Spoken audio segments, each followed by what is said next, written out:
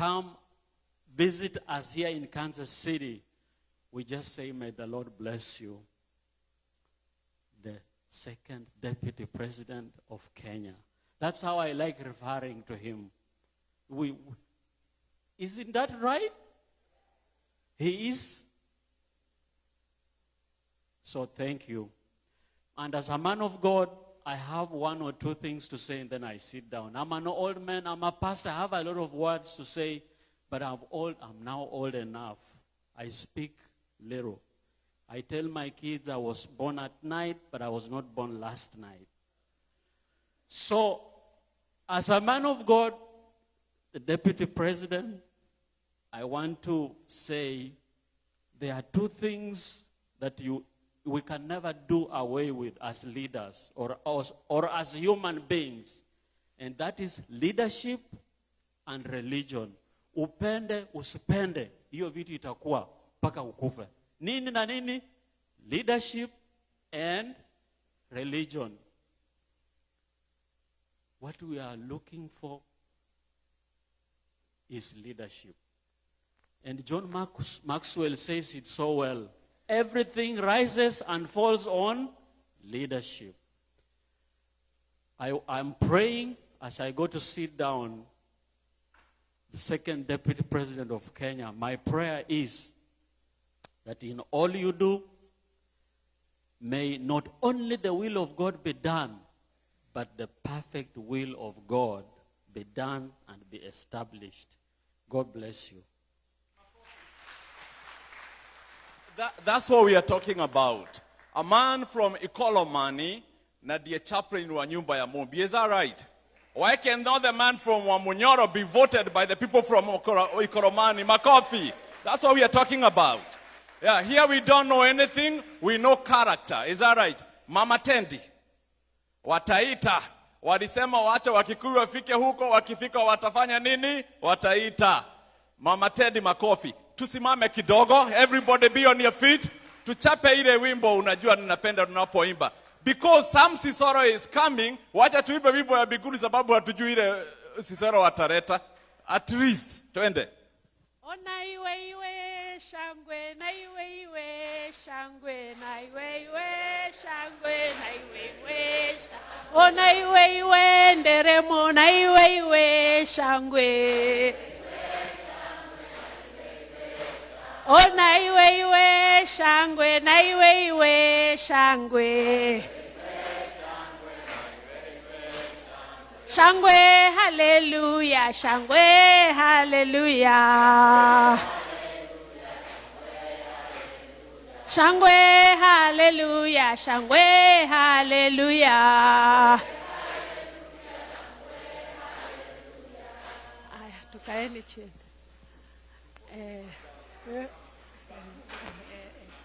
I have 2 minutes and I'll be quick. You know, when I heard Mr. Gashagua was coming with Dorcas, I said, I have to be there. I have to congratulate Mr. Gashagua for what he's doing, telling us what is happening in the government and whatever he does. But more so, I wanted to come to congratulate my friend Dorcas. I call her my friend, although we have not met before, because I watch what she does. And she does some very important work. She's gone to every county taking care of wajane, wenye wanazao wamekufa, na watoto wenye hawana wazazi. Wanaitwa mayatima. And that is very important. That's what God wants us to do. And also I've seen her YouTube talking to kids, you know, in college, because, you know, kids have gone haywire, you know, they are getting lost. And I really felt it, you know, that she has taken her time to bring the generation that is coming before us and to talk to them and to tell them, you know, the way forward. So as you are here, Mheshimiwa, I would also call on you, maybe you can make a forum like that here, you know, so that we are just not doing politics. We are looking after our young ones as well, and we are advising them. And I really did like, your talk with the university students. It was really, really wonderful. Yeah, and Mr. Gashagua, you have a wonderful woman. And, the country has not gone into any chaos because of people like her, people who pray in truth. And, and they mean what they say. They are not acting up. They are just really people of God. Amen. Thank you. Pastor Dorcas, Mama Teddy, she's from Taita. We went to school together. If you go to her house, you find there people, people like Moroks. How many people know Moroks? If you know Moroks, say DCP. Yani unakuta watu kama Moroks wako huko, watu wa kabila zote tuko huko taking care of the boy child. So plan and we got it. Na ametoka Taita na anasema one time. Yes. Thank you so much. Hii mambo ya ukabila tunasikia Kenya. Hapa US tuko one time. DCP Cicero. You got 6 minutes. Oyo ru kuria gututwara no ngai yowe. No to kuina. Kana tiguo. Mahende meke atia. Sam Cicero. Let's go. 6 minutes. Thank you so much. My name is Sam Cicero. I know we have those journeys to heaven. Now we come back to earth to solve these problems. Now, for me, I have never met Honorable Gashagua. I have never met Honorable Dorcas, but we are meeting through art. And I know I have 6 minutes. I have 2 seconds to say this. I watched Gashagua talk about he's a student of literature, history, and art. I am too. And when we take the shape of the next leadership, I also want to be there so that I'll be on the stage to say, here we are. So let's meet through this music of Sam Cicero. The best thing you can do after all this is to subscribe to Sam Cicero. Sam Cicero is SAMCICERO. Sam Cicero, I was given that name when I acted the first play in National Theatre with Wahome Mutahi, God bless his soul. It was called The Accidental Death of an Anarchist, written by Dario Fo from USSR. That was the play. Now, DJ Steve-O, let's go. Hold on, DJ Steve-O. Thank you so much, DJ Steve-O.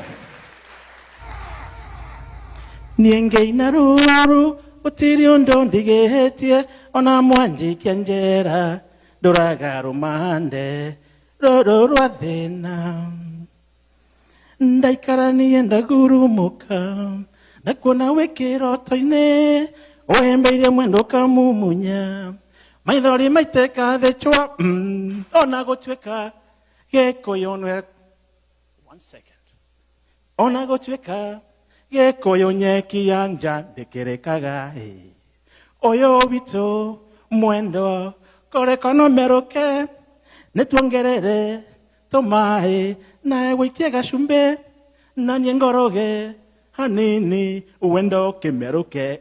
Those are 3 songs. They have not been produced yet. DJ Steve-O, let's go.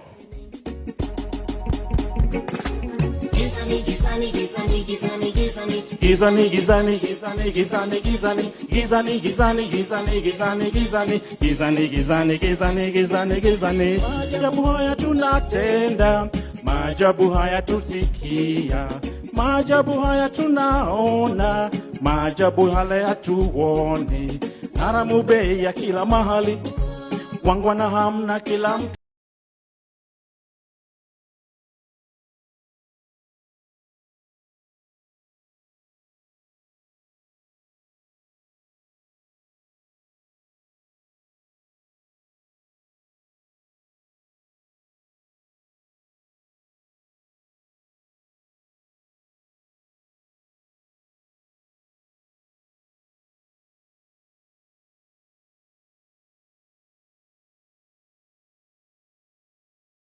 Zizini mwilini zizini ukweli sio katuni mwali kwa usiku kucha twajifanya zote tabasamu mavazi kamili dhamani siwezi uongo kuzidi mafuriko kuja pomoni kwa haramu Vidoda vya vuja damu hasara, hasira nayo moyo.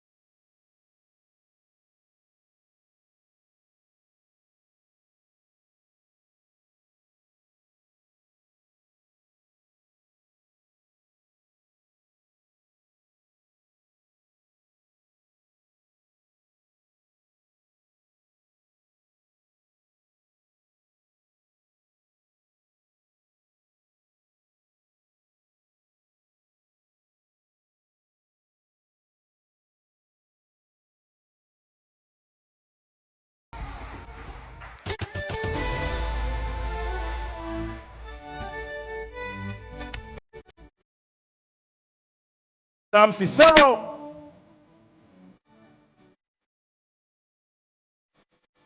No se quede, no se pone. No se quede.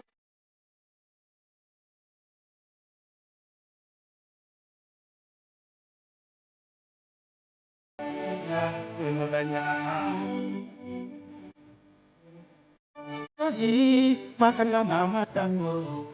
Payah saya kenari hatiya, tokai kenari hatiya, tokai topia, ay tonja hati kola, mori tuing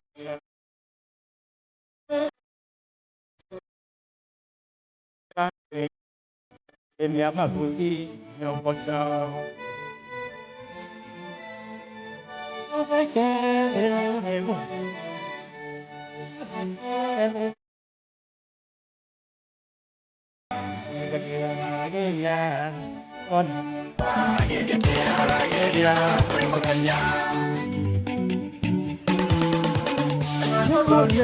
Ateva kuruli mwenye mesha amwena magonia towe katera nane nyeto adulile mwatanuka mogatoria ndaluko timashindano nemane madarao towe katera idwale ya kongoya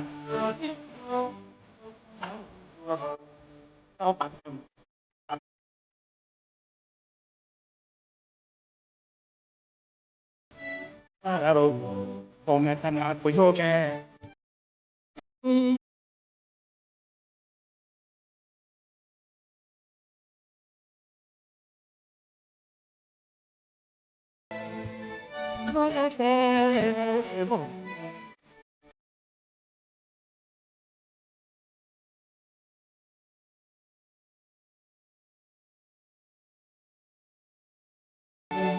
Voy a montaña.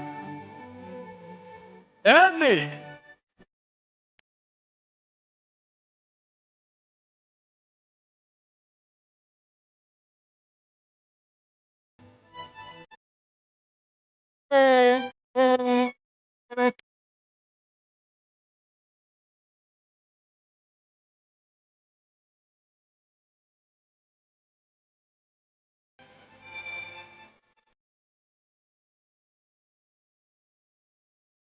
The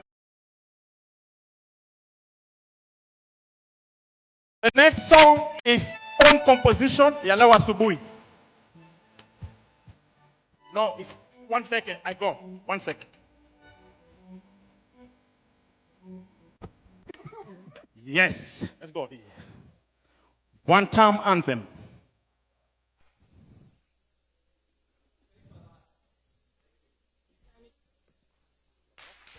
Sam Cicero, big head for Sam. Tumetumbuika. Did we have fun?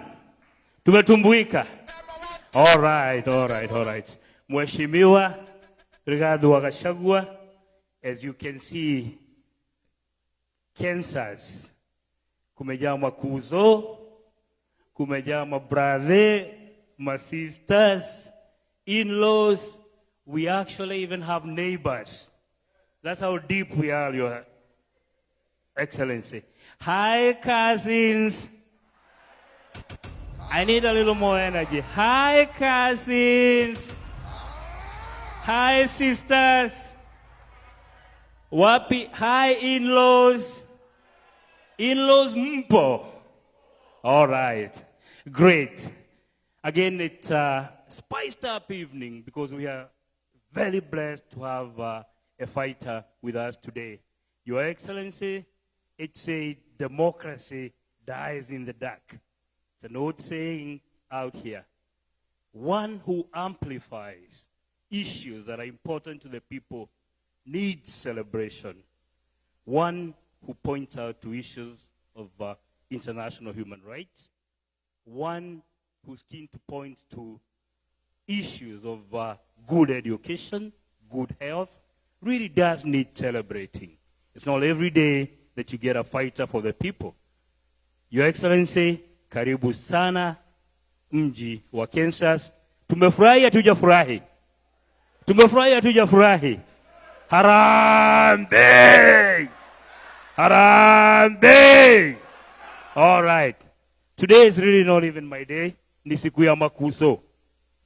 Right now, tunaenda Gusii, lad. We're bringing a man from Nyamira County. I believe kwao ni Nyansiongo, Nyamira County. Ataniambia, our good brother, Nemuel Osinde. Karibu, bwana wamwa.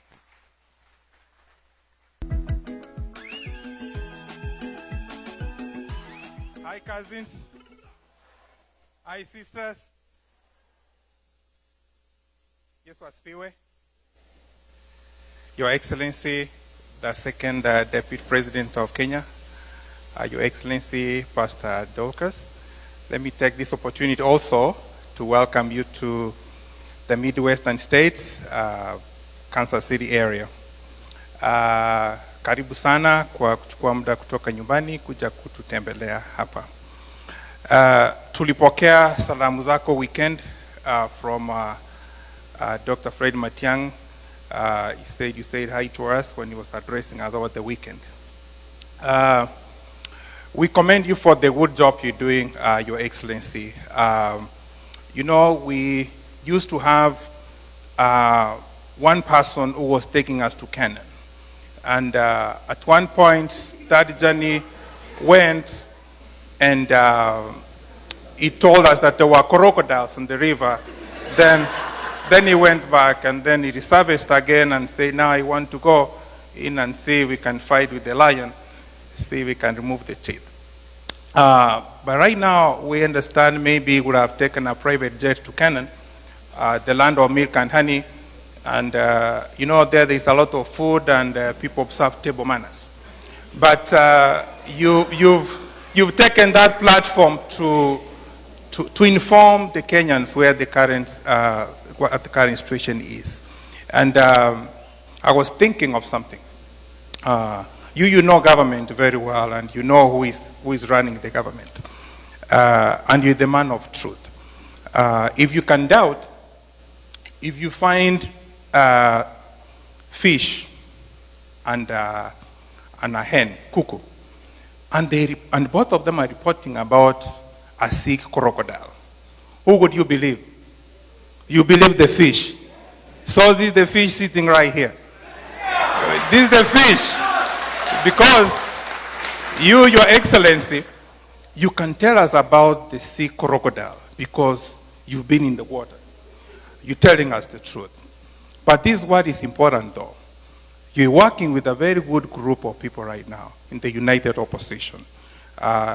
His Excellency Kalonzo Musyoka, George Natembea, Dr. Fred Matiang'i, Mother Karua. We have to look at history, you know, where we come from. If we look at 1992, before elections or a year before elections, people were very excited. We had Kennedy Matiba here, We had Amwai Kibaki, Masinde Muliro before he died, and all those people. Those people in opposition, those who fought for position were quite a number of people. But then something happened down the road. And that's when our nation becomes very important than one individual. Everyone thought they had a shot. You know, Matipa went on his own, Mheshimiwa Mwai Kibaki went on his own, and you know what happened. So the only appeal will make to Your Excellency, because it seems like you are the one who has a lot of energy, you're fearless in that team. Make sure that you don't disintegrate. The unit of purpose is very important. And once this unit of purpose, the enemy goes on attack, you try to pull one person, and you know very well who you're fighting. The guy in office, you told us before, you know, he's sitting on our money, so he'll try to buy this person and this person. Please, as you sit on that table every time, remind each other that you have to be leaders of integrity. Now, our hope as Kenyans is on you. Now you're the captain, you're team leader. So as you go around the nation, talking to cousins, talking to in-laws, tell your team that you have to be united. You don't have to give us all your cards on the table.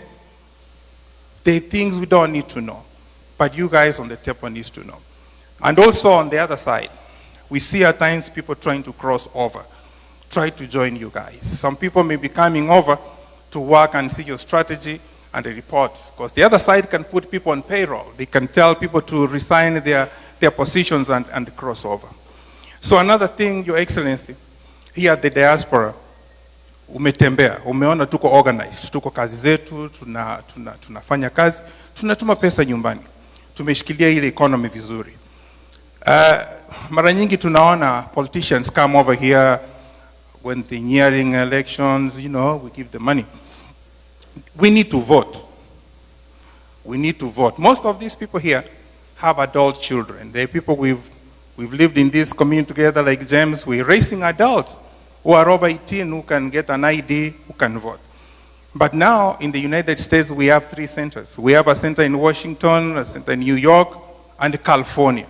So you see how far this place is traveling from this place to this place. So when you go back home, the MPs you sit with, the people who have influence, we need to work on us voting. Yes, we give money, but we also have to exercise our constitutional right to pick who the leader is going to be. So, mwisho, this is the last point I'm going to make. You know, when all said and done and you win and you are in office, let's not trouble Kenyans about this thing of being in government. All what Kenyans needs to be is to be taxpayers. They're paying taxes, so it's you to look at your manifesto and work for the Kenyans. Hata kuna wabunge wengine wanakuja wanadanganya watu that, oh, sisi tukae serikali. The government has 3 branches: the executive, the judiciary, and the legislature. Already a member of parliament is in government. They can influence, they can even impeach a president. So hao watu wako na budget. So wakienda huko Ikuru, wanapewa pesa ingine, ile pesa wanapewa kwa budget yao, wanafanyia mambo yao. So anyway, those are the things you keep on working with your team, and we're praying for you. And the pole sana Pastor Dorcas. Unajua, wale vijana nyumbani saa zingine wanaongeanga mambo kufurahisha wale. Lakini we like, you acted like Jesus on the cross when people were throwing stones, and you know, huyu ni nani sasa kwa msalaba? Yeye akasema tu wasamee, they don't know what they do. Keep on praying for them. Yeah. Others, thank you very much. Welcome. All right. Thank you so much, our brother, Mr. Normwell. Sasa tupande mulima. Jerry wa Kinodhia, tafadhali karibu.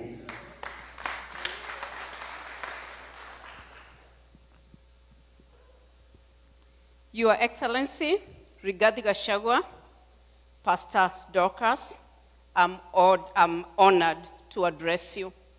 Welcome again to Midwest. My name is Miriam Jerry Karengo, and I'm here representing Michigan and Indiana. Obviously, we are here as Midwesterners. I decided to write my speech because I don't want to leave anything out. So allow me to read this. Your Excellency, the Second Deputy President, I stand here today as a believer in your leadership and the promise it holds for our nation. I speak not only as a Kenyan in the diaspora, but also as one who believes in your cause, your courage, and your conviction. First, allow me to thank you on behalf of many of us here for the fearless way you have kept this administration in check.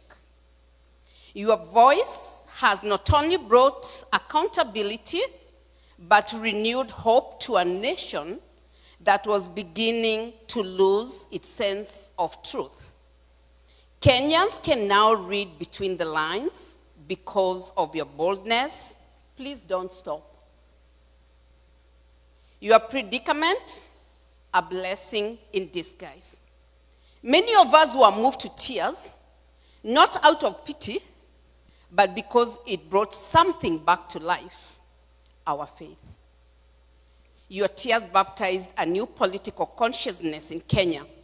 You reminded us of John the Baptist, a lone voice in the wilderness, preparing the way for a better Kenya. But Your Excellency, we also know that Kenya cannot move forward using the same old wineskins. The cycle of recycled politicians has held us back for too long.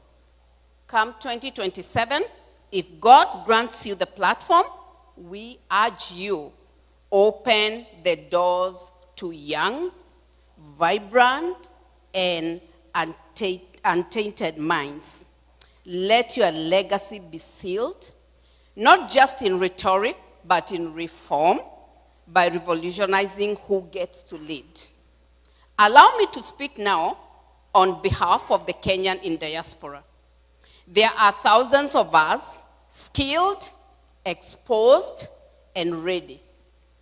Personally, I've worked in the healthcare for nearly 3 decades in this country. We bring with us experience drawn from structured and successful systems. This is not theory, it's lived knowledge, practical, proven, and ready to transform sectors back home. We are not lost, we are loyal. We are still Kenya. We raise Kenyan families, we send remittances and build homes. All we ask is, let us be heard. Let us serve. Consider forming a diaspora advisory council. Start small, but intentionally. Even if it's just one ministry, we will walk with you. Not behind you, but beside you. Your Excellency, you have shown that leadership doesn't need theatrics, just truth and heart. And that heart has reached us, even across the oceans. Asanteni sana, God bless you, and God bless Kenya. Khalid drove 10 hours to sacrifice and come to Sikiza ground. Just in case you forgot, I want to keep my job. DCP. Come on. DCP. Harambe. Habil. We have somebody from Ingo. Tuwekea bwana wambiri kidogo. Get on your feet. Get on your feet. 1 second. Twende kama waluya. This is personal to me. Mwanamberi bayaye, mwanamberi nisiekwe, mwanamberi bayaye, mwanamberi bayaye go, mwanamberi nisiekwe, mwanamberi bayaye, mwanamberi bayaye go, mwanamberi nisiekwe, mwanamberi bayaye go, mwanamberi nisiekwe, bayaye, mwanamberi bayaye go, mwanamberi nisiekwe. Mwanamberi nisiekwe, beri bayaye, bayaye ko, mwanamberi nisiekwe, mwanamberi bayaye, mwanamberi bayaye ko, mwanamberi nisiekwe, mwanamberi bayaye, Thank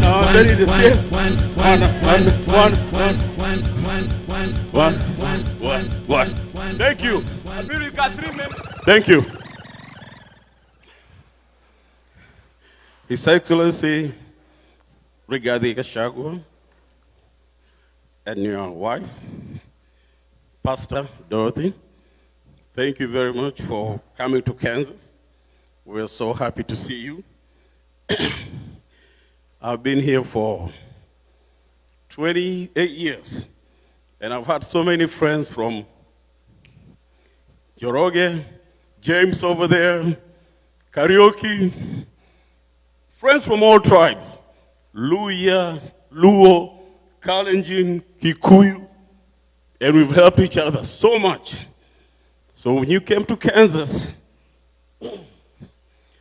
we were so happy. Welcome to Kansas, and we thank you for your fearless attitude, keeping the government in Kenya in check, and we'll continue to support you in everything that you do. And 2027 is your year. Harambe! DCP! DCP! Thank you. Makofi kwake. Our last speaker, so that we can change the gear a little bit, is going to be Otieno. Semeni Otieno. Otieno. Nani munasema, sisi tuko sawa. Tuko nini? Otieno, I had given you 5 minutes, but Otieno is a journalist and also a medic. He's a doctor, actually, so we're going to give him only 3 minutes. To them, actually, I have changed 2.5 minutes. He's my good friend. Thank you. 3 minutes, my brother, please.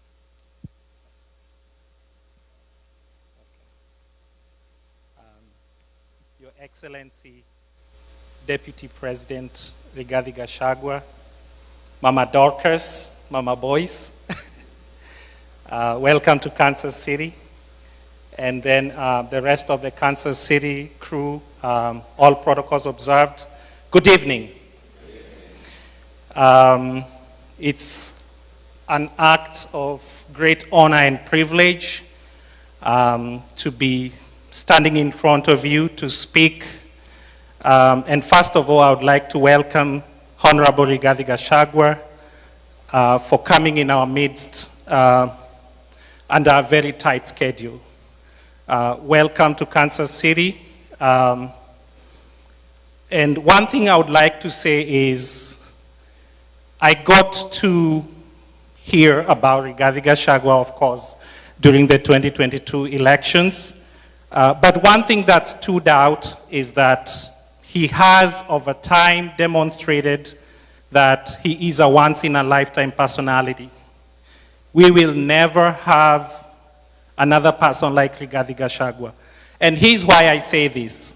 I say this because he joined Parliament around 2017. And within 5 to 6 years, he had already become DP. And one of what stands out from that is that he's a man of great focus, that once he puts his eyes on a focus, he goes for it. And I think that brought out some kind of jealousy within the higher echelons of Kenya's political establishment. And they ended up ganging against him and tried to stop him. And I'll explain this in terms of international geopolitics. You all know that within the great games of power around the world, whenever a nation is emerging to develop a nuclear weapon, all the great powers will come up and try to stop that person from acquiring the nuclear weapon. And here's why. Because once you acquire a nuclear weapon, you're almost untouchable. So at the time when whoever he was standing against was beginning to be jealous, is when he was about to truly consolidate his base. And they knew that from that point on, there was no turning back. He was going to spread his tentacles across the nation. And he had to be stopped from coming to the high table. And that's why we watched in horror and sadness around November of 2024 when, the whole system, the whole state machinery was unleashed on the person of Rigathi Gachagua. He was the duly elected deputy president of Kenya, democratically elected. But what happened on that day was an attempt to overturn the democratic will of the Kenyan people. You might have left office, but you remain the people's deputy president to date.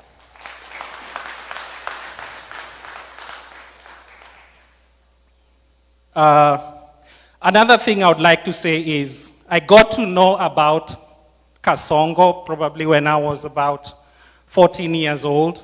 And I will tell you, among my type of leaders, right from the age of 14, I was a very avid reader of the newspaper. I knew he was like in the same WhatsApp group like Macto or Nicholas B. Watt. What you're seeing today is a clear demonstration of what a Nicholas B. Watt president would have looked like. And who among you would have voted for Nicholas B. Watt? Nobody, right? That's exactly, whatever you are seeing right now is exactly a continuation of what would have become of a nuclear B. Watt presidency. Another thing I would like to debunk is this myth, a state-orchestrated propaganda machinery that is out to paint the person of Rigathi Gachagua as a tribalist. He is not. And I will explain to you what's happening. So Rigathi Gachagua rose to the high echelons very quickly. I mean, from just being a mere member of parliament for Madeira, then very quickly becomes deputy president. These people did not know what to do. But then, at that level of political operation, the greatest priority is to consolidate your base. Raila Odinga did it around 1997 when Raila first ran for president and emerged a distant third. He emerged with about 700,000 votes. And that was about consolidating his base. And around that time, if you can remember, he was involved in running battles with people like James Orengo at that time. And most of that theater of operation was in Nyanza. So, and then let's think about the person of Kasongo. Kasongo came into national prominence when he was in ODM. And how he emerged as the kingpin in his region was to proclaim that Kalenjins were being kicked out of Mau Forest. A very, like you're trying to preserve the Mau Forest, which feeds water into Lake Victoria, but here's somebody saying that my community is being targeted. And then he said a bunch of ethnic things. Tribalism, speaking your own mother tongue is not a bad thing. It becomes bad if it leads to the burning of, or poisoning, carbon monoxide poisoning of humanity inside a church. It becomes bad. It becomes evil if you're going to be found liable by a court of law for looting 100 acres of Adrian Muteshi. Okay? If you guys follow news, you know what I'm talking about. At the height of 2007 clashes, somebody went and grabbed Adrian Muteshi's land. A court ruling is on record about that. So that is what tribalism is. But they won't tell you. They will go ahead and unleash the entire state machinery, sponsor some chokora bloggers to go around calling people tribalists. But we know what exactly is going on. Now, regardless of what you think of Rigathi Gachagua, he is currently the voice of the voiceless. And regardless of what you think about him, you might disagree with him. But one thing I would like to tell you about democracy is the center of power has to be checked. He is the counterweight that we have. The rest of the opposition, yes, we have people, but he is the core. So you have to listen to what he says and try to support him in that journey of liberating the Kenyan people. Again, you might disagree with him. You might disagree with him, but give him the grace, okay? Because he's at this time the custodian and the guardian of our democracy. Eventually, I know whatever happened in November 2024 might affect whether he runs or not, and that is up to the courts to decide. But I would urge you, Mr. Deputy President, whoever you eventually support should also agree and believe about your right to being innocent until proven guilty. There might be people, whoever you eventually support should be a person who believes that you're innocent until proven guilty and is also equally willing to fight for you with a clean heart, with a determination to get you come out of those tentacles. So it should be a person who truly also has that reciprocity. It should be a person who in their privacy also prays that you hopefully be on the ballot. Thank you, ladies and gentlemen. All right, Mr. Otieno, thank you to all our esteemed speakers. Your Excellency, we have a lot more. Tuko na Rift Valley, wame-line up. Tuko na nini, but hatuna time. All we need you to know is that they all love you. They would like to be here to say something nice, but they also understand that time ni kama maji. It keeps flowing. With that, machache, I'm going to invite Mr. Mudhara, the organizing committee chairman, to invite His Excellency. Thank you. Thank you, everybody. Mr. Henry, thank you very much. Let me take this chance to tell our Vice President, thank you so much for coming to Kansas City. We've been waiting for you, and these people of Kansas City, they are the one who sent me. They told me, if you're going to the other states, we're going to have to make sure that you come to Kansas City. That's why I worked tirelessly to make sure that you made it to Kansas City. Thank you so much for giving that a chance to Kansas City members.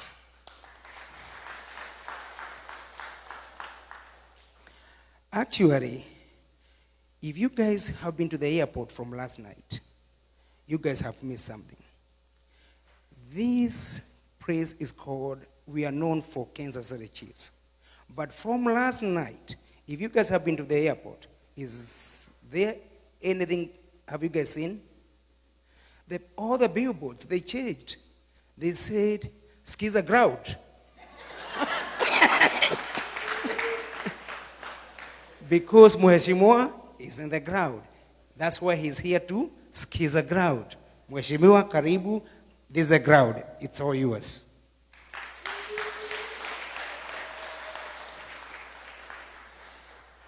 The other thing I want to say on behalf of these people, the reason they are here, because they follow what you are doing in Kenya.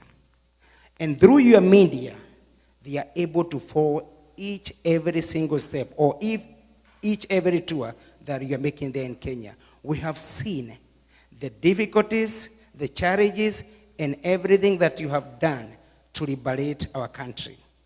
Thank you so much for what you have done, and that's why these people, they are here to see you and to support your move to liberate our country from Kasongo.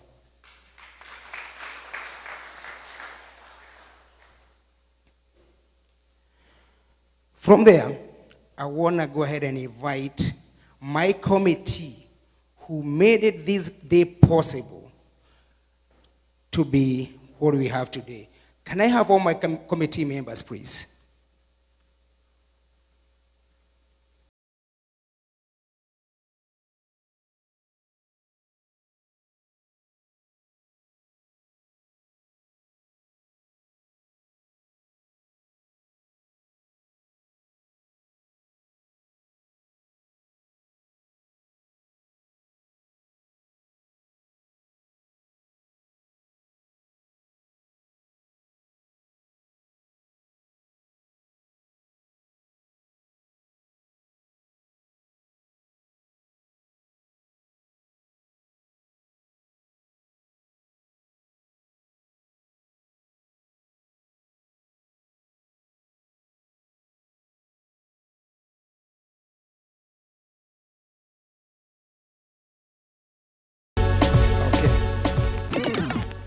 Your Excellency, this group you see here, they are very strong and committed. I can say committed even 10 times because I have seen their commitment for the move that we have done to make possible for you to be here in Kansas City. They are very strong. And the reason I'm saying this, and today, I'm going to be a truthful man. These guys, the first time we were trying to organize with your committee that you're going to come to Kansas City, and there was a little bit hiccups about making it to Kansas City. They told me, we did not send you there to go give us a negative report. They told me, go back there, make sure you deliver what you told you to go ahead and do. Now, I didn't have a choice, and I'm very happy, Mheshimiwa, you made it here because hawa watu wagenirarua vibaya. Because they had a bad plan, and that's why I want to be a truthful man. They told me, go back to that committee and tell them if Mheshimiwa cannot be, if he's so busy during the day, tell him or tell his team to go ahead and talk to Pastor Dorcas on the side and tell him if he is busy during the day, we can fly him at night and then we bring him to Kansas City and then the following morning we're going to fly him back to where he is. Thank you so much, Mheshimiwa, you made it. Otherwise, watu hawageni wachiria, wagenirarua vibaya. Thank you so much. You guys can go ahead and have a seat, but I want to go ahead and have, you go ahead and remain, Jerry, you go ahead and remain, and George.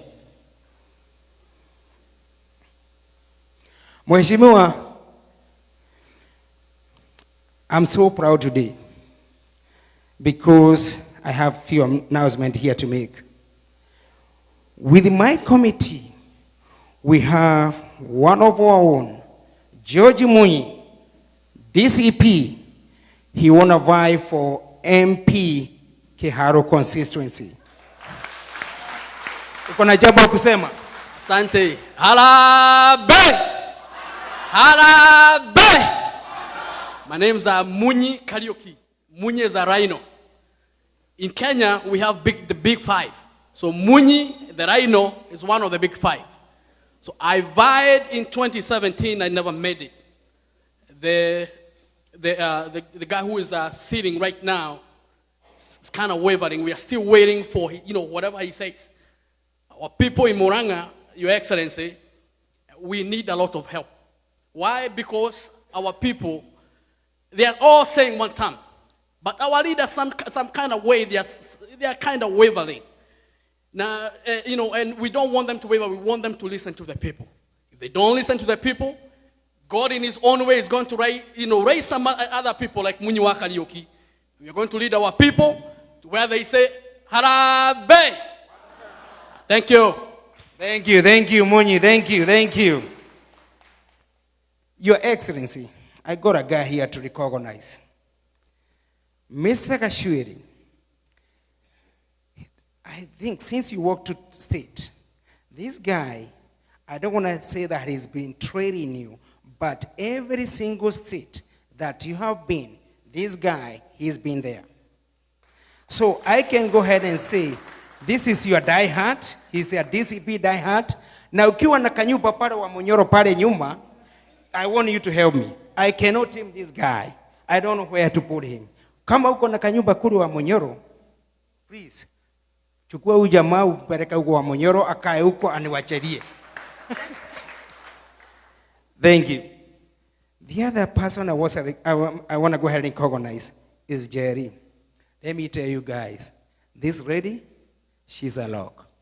She drove 10 hours from Michigan all the way to Kansas City to come welcome our Deputy Vice President. Can you give a hand? Thank you very much, Jerry. You guys can go ahead and have a seat. Mheshimiwa, the push these guys gave me to make sure that you make it to Kansas City, if they can go ahead and give you that push to you, I'm pretty sure we're going to go far. And as a reader, they say they are all behind me, and we're going to do our best to make sure whatever you want us to work with you, we're going to make it over there. Thank you. Harambee! Harambee! Now is my duty to go ahead and invite our Deputy President, Rigathi Gachagua.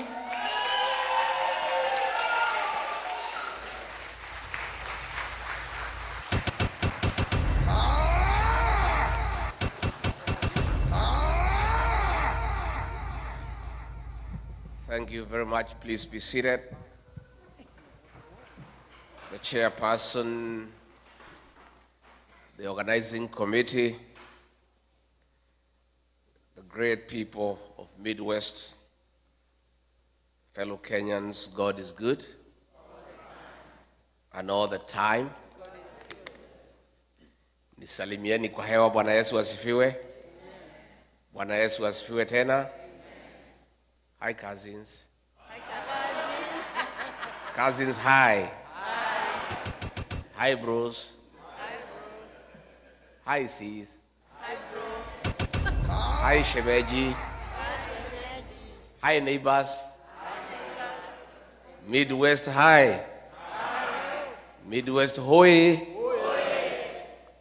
Asanteni sana. Thank you very much. Let me take this opportunity on behalf of my wife, Pastor Dorcas, and I, and our small delegation, say how delighted we are since our arrival to this great city of Kansas and this region for the very warm welcome, all the way from the airport, all the way to the residence where we are staying. We had some dinner last night. This morning we went to President Truman's library and memorial. And it's been awesome. Even as we arrived for this town hall engagement, we want to thank you for the warm welcome. I must tell you from the bottom of my heart that we feel very loved and appreciated. In fact, we are feeling spoiled. You know, sisi tumezoea kukibiswa nyumbani na kasoko na tiagas. So, when we have wonderful people around us, full of smiles, loving us, appreciating us, we are feeling on top of the world. I wish I had more time here. Unfortunately, I have to leave early in the morning. But I'll be back. I'll be back. Yeah, I've really loved this city and the people. You are wonderful people. You are very welcoming. I deserve to spend more time with you because it's a rare opportunity.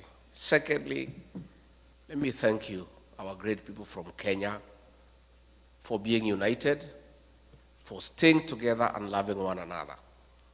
That is the Kenyan spirit. And that is my wish.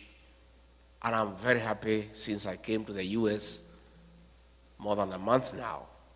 Wherever I have gone, I've found Kenyan people.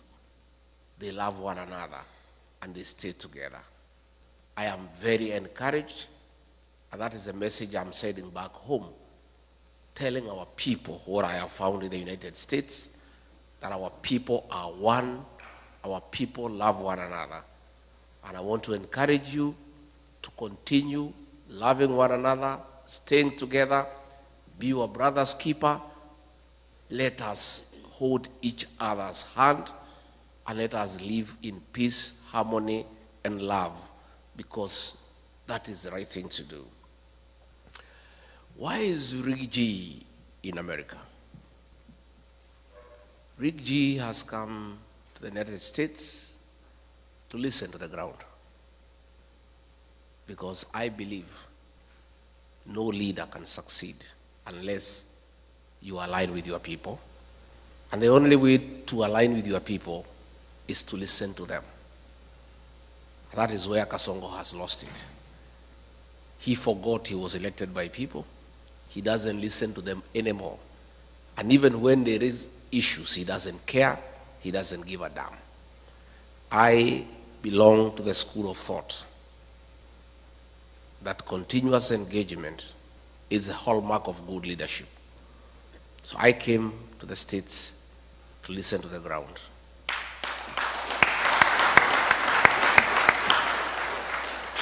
Hapa Midwest munasemaje? One time. Ati munasemaje? One time. Hapa ndio munasema? Yes. Kasongo ni one time. Mumeamua? Museme na sauti kubwa asikie akiwa nyumbani. Ati munasemaje? Thank you very much. I've come because the people who live in the United States are part of Kenya. And they, like other Kenyans, care about home. And more than anybody else, the people living here are troubled by what is happening at home. They are anxious, they are fearful, they are worried. And I came so that I brief you as to what is going on back home. And I tell you the few ideas that we have of what we need to do. And I plead with you to walk with us in that journey, to liberate our country, to restore our dignity, to restore our country, and to make sure that we have a beautiful country that we call home. Because at the end of it all, east or west, I have no doubt in my mind that all of you in this hall and all of the Kenyan people across the United States and elsewhere have a plan one day to go back home. Is that true? And you want to go to a home that preferably better than where you are. So it is your concern, it is your prayer that home works, systems work, there is a peaceful environment to do business, there is security, there is healthcare, there is education, so that when your days come and you need to come back home, you can leave your children here continuing with your investments and retire back home to a very peaceful retirement, and that is what all of you would wish.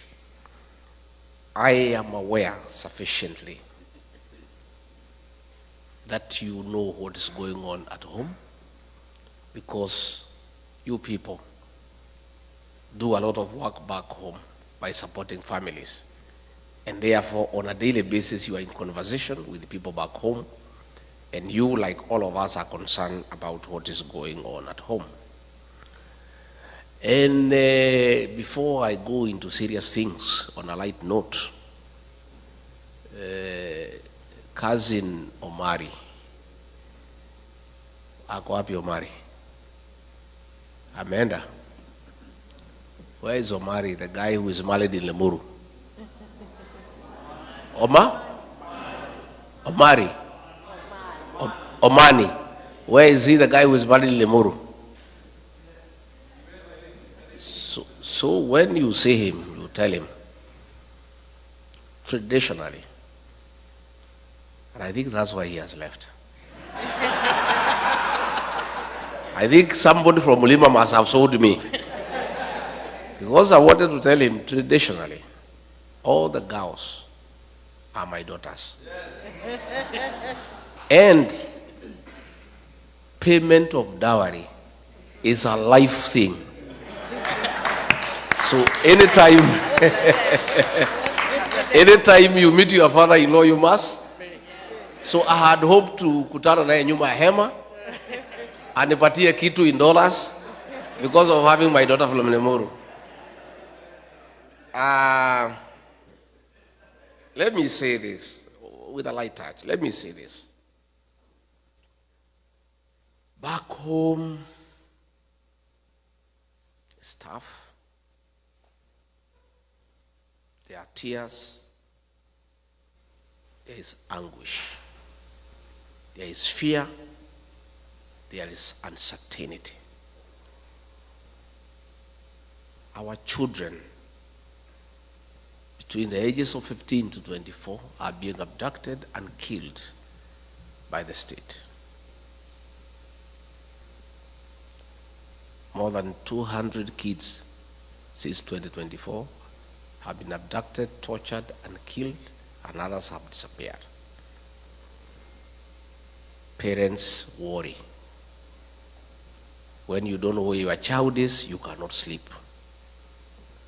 If you call your child and the phone is off, you are worried. And the situation has been worsened. That Kasongo and his boys have now gone berserk, and they no longer fear, and they no longer pretend. The CS in charge of Interior, Kipchumba Murkomen, in broad daylight, gave an order to police to shoot, to kill. A week later, Kasongo himself, shamelessly, in total impunity and total disregard of the Bible teaching that thou shalt not kill, in total violation of the Kenyan Constitution, publicly announced that our children should be shot in the leg. The chairman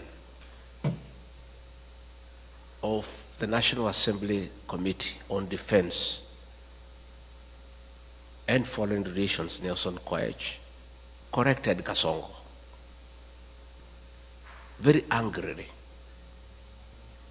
that the kids should not be shot in the leg, they should be shot in the head. That is the situation we face as a country, where in total disregard of the Constitution, against biblical teachings, a president of a country elected by the people has the audacity to give orders for the extermination of our children. That is why Kenyans are saying, Bwana Kasongo, even if you pipe milk to our homes, even if you build roads made of gold, even if you paid us every day 100,000 shillings, your hands carry the blood of our children, and there is no way we can vote for you. And that is why the one-term movement is now like a religion in Kenya. Everywhere you go, where 2 or 3 are, that is the discussion. In the Uber, in the salon, in the matatu, in the bar, the discussion in the country is that this man must go because his hands bear the blood of our children. I want to say that this situation cannot be allowed. And since he is not pretending anymore about the killing of the children, he has announced it himself. The people of Kenya have no choice but to make sure they send him home and remove him from office through an election. And that is what is going on. Besides that, the economy is on a nosedive. Pending bills, people who worked with the government for many years, he has refused to pay them. They are owed more than 900 billion Kenya shillings. If you look at the Nation newspaper every morning, there are about 10 to 12 pages of auctions of properties being sold belonging to businessmen who did work for government and they have not been paid for the last 3 years. The only consolation is that nobody is buying the property because nobody has the money to buy it. So they keep on re-advertising every week because there is nobody who has money to buy the properties.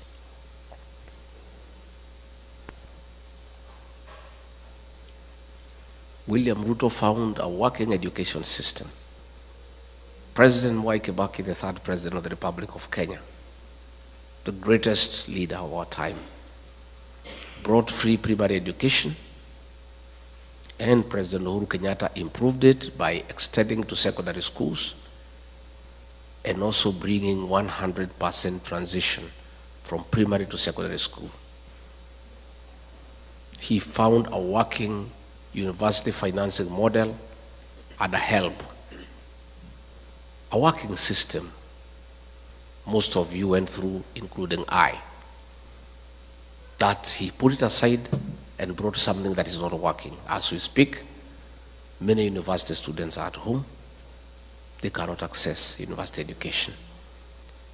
Most principals of secondary schools and head teachers of primary schools are living in fear and in hiding because of being auctioned.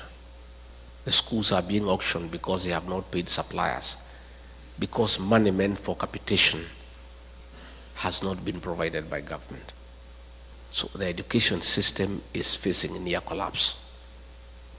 The health system, and you people here in America know how important and critical a working health system means to our people. He found a system called NHIF that was struggling but working, that needed improvement.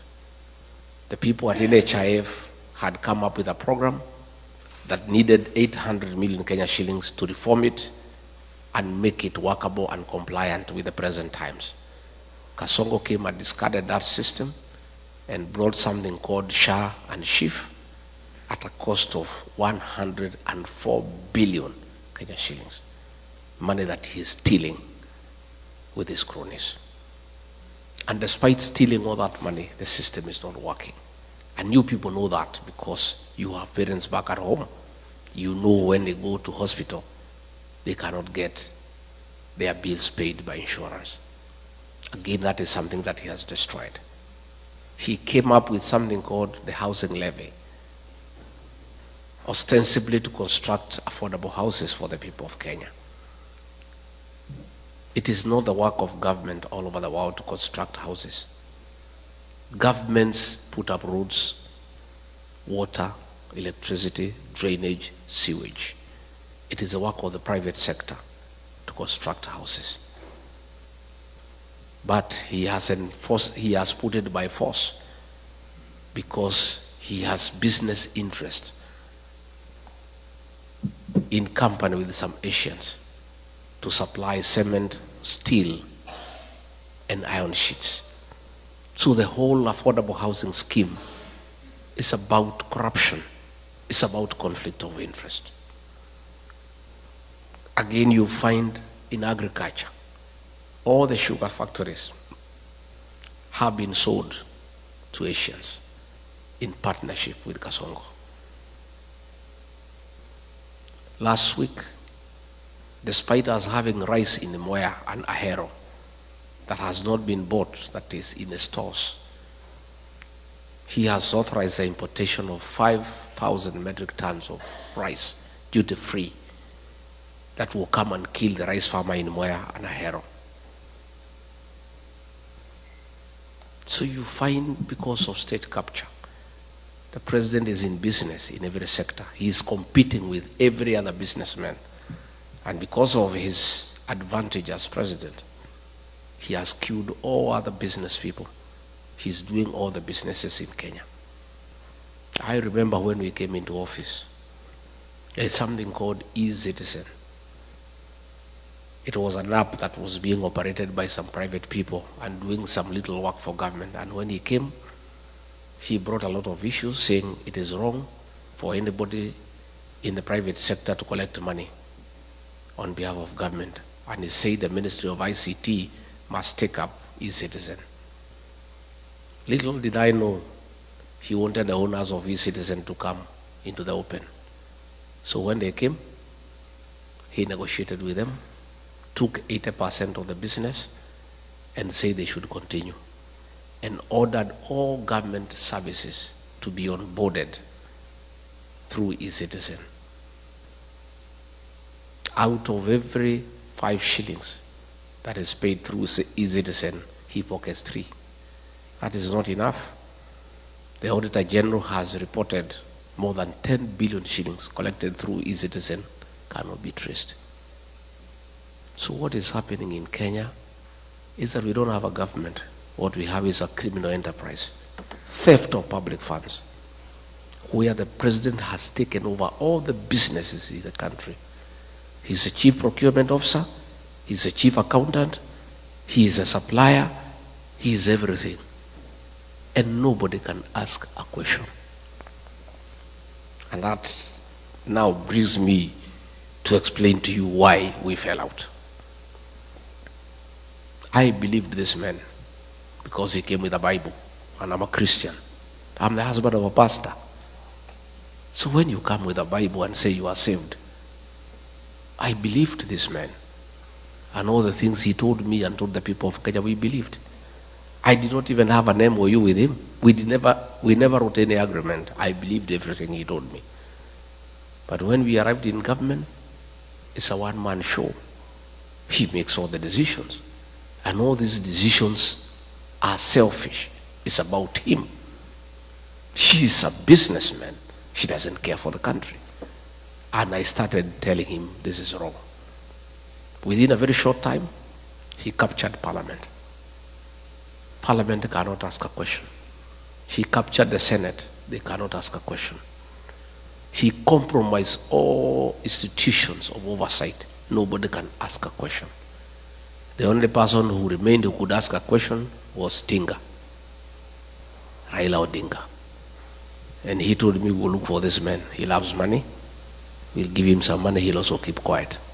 And sure as December 25 is Christmas.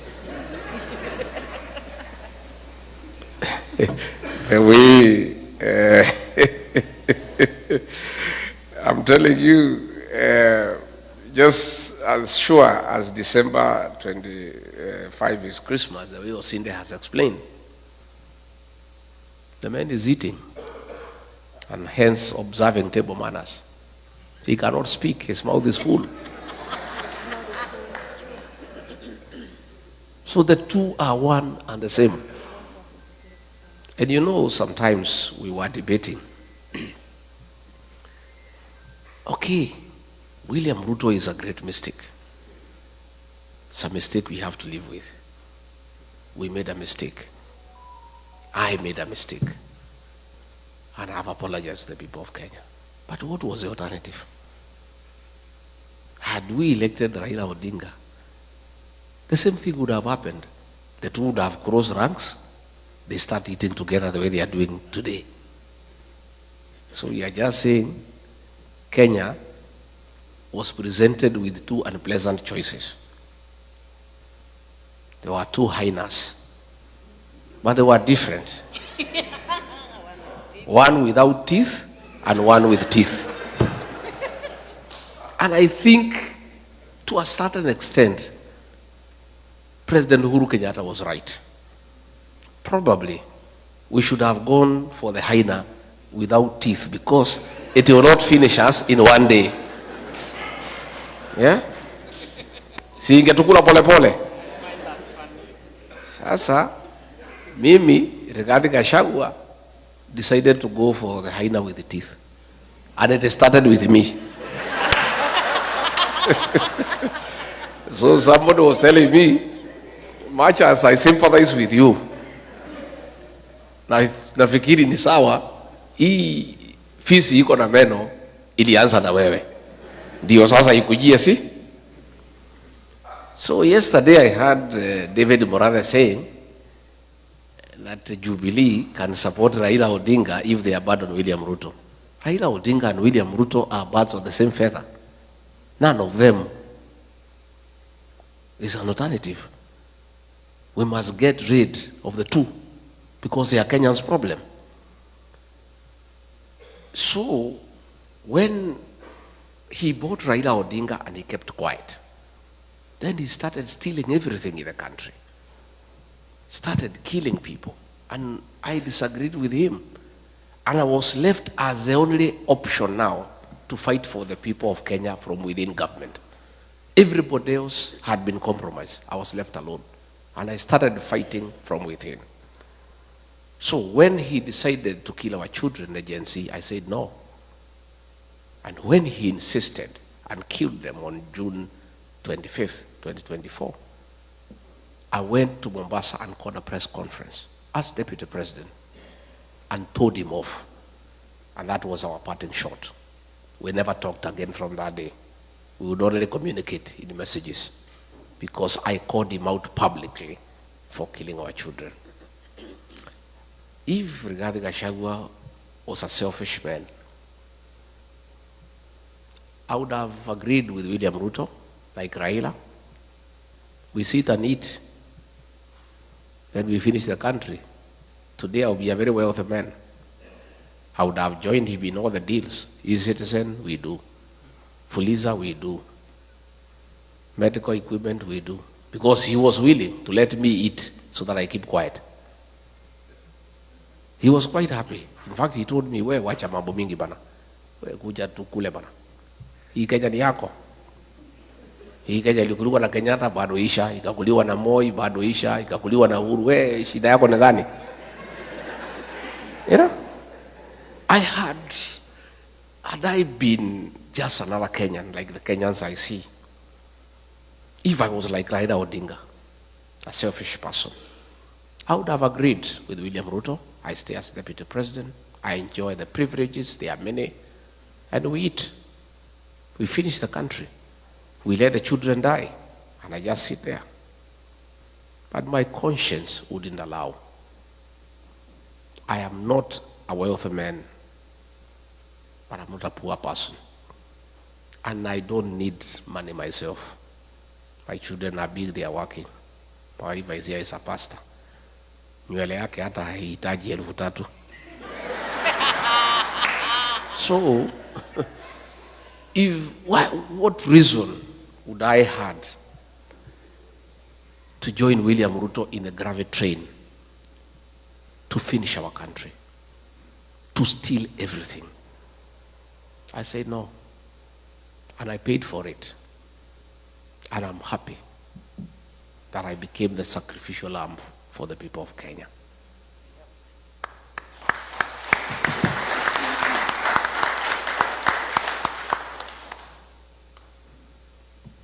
We will fix our country, and I want you to be comfortable with the knowledge that the darkest hour is just before dawn. Our dawn is coming. The mood in the country, people of Kenya have made a decision. And nothing can change that decision. In fact, it's only that it's far away. Nimbali sana. 2 years is a long time. But we don't have a choice because we are democracy and we don't want change through unconstitutional means. We want change through the ballot. So what we are asking is Kenyans to persevere, to be resilient, to be patient, and we'll make the change at the right time. I was worried before I came here that the level of impunity by the president is becoming dangerous because people are being killed every day. When we had Sabasaba, the government hired criminals to burn shops, to destroy property under police supervision. Policemen were shooting people without caring. Young children were killed, and the president did not care because there is nobody to ask him any question. And even when we complain, he doesn't care. I am very encouraged that through your efforts, the day before yesterday, the chairman of the Senate Foreign Relations Committee, Senator James Rich, tabled a bill in the House calling for a review of the status of Kenya as a non-NATO ally for several reasons. Among them, that William Ruto is working with the terrorist groups, most notably RSF of Sudan, where he is in gold business with Hemeti, and where Kenya supplies arms to go and kill children and women in Sudan. The Americans have complained that he has also been doing business with Al-Shabaab. The Americans have called for investigations on abductions, extrajudicial killings, use of police to attack civilians, and other violation of human rights. And within 90 days, an investigation will begin and a report to be made within 180 days. And there is real panic in Nairobi. I saw William Ruto today fumbling with words, trying to explain himself, but trying to digress from the real issues. He was saying that the Americans have a problem with him because he's having a relationship with China. And he is having a relationship with China because it's good for the country. But he's running away from the real issues. And because he follows me wherever I am, it is good for me to tell him why the Americans have a problem. Not just the Americans, the people of Kenya. The Americans have just heard the cry of the Kenyan people, and they are raising issues. William Ruto, aka Kasongo, please, the Americans want to have an investigation to unearth your business dealings with Hemeti of RSF in Sudan, where you are doing gold business, and in reciprocity, supplying arms to the terrorist group to kill women and children in Sudan. You cannot run away with it because we have the evidence. I was your deputy when those meetings took place. I have all the details. And we are giving those details to the Americans. And we are right here in America.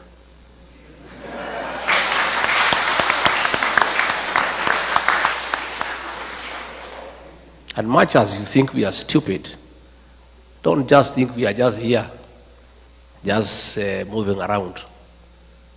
We are also here to put the Kenyan case to the American government and to Congress and to the Senate.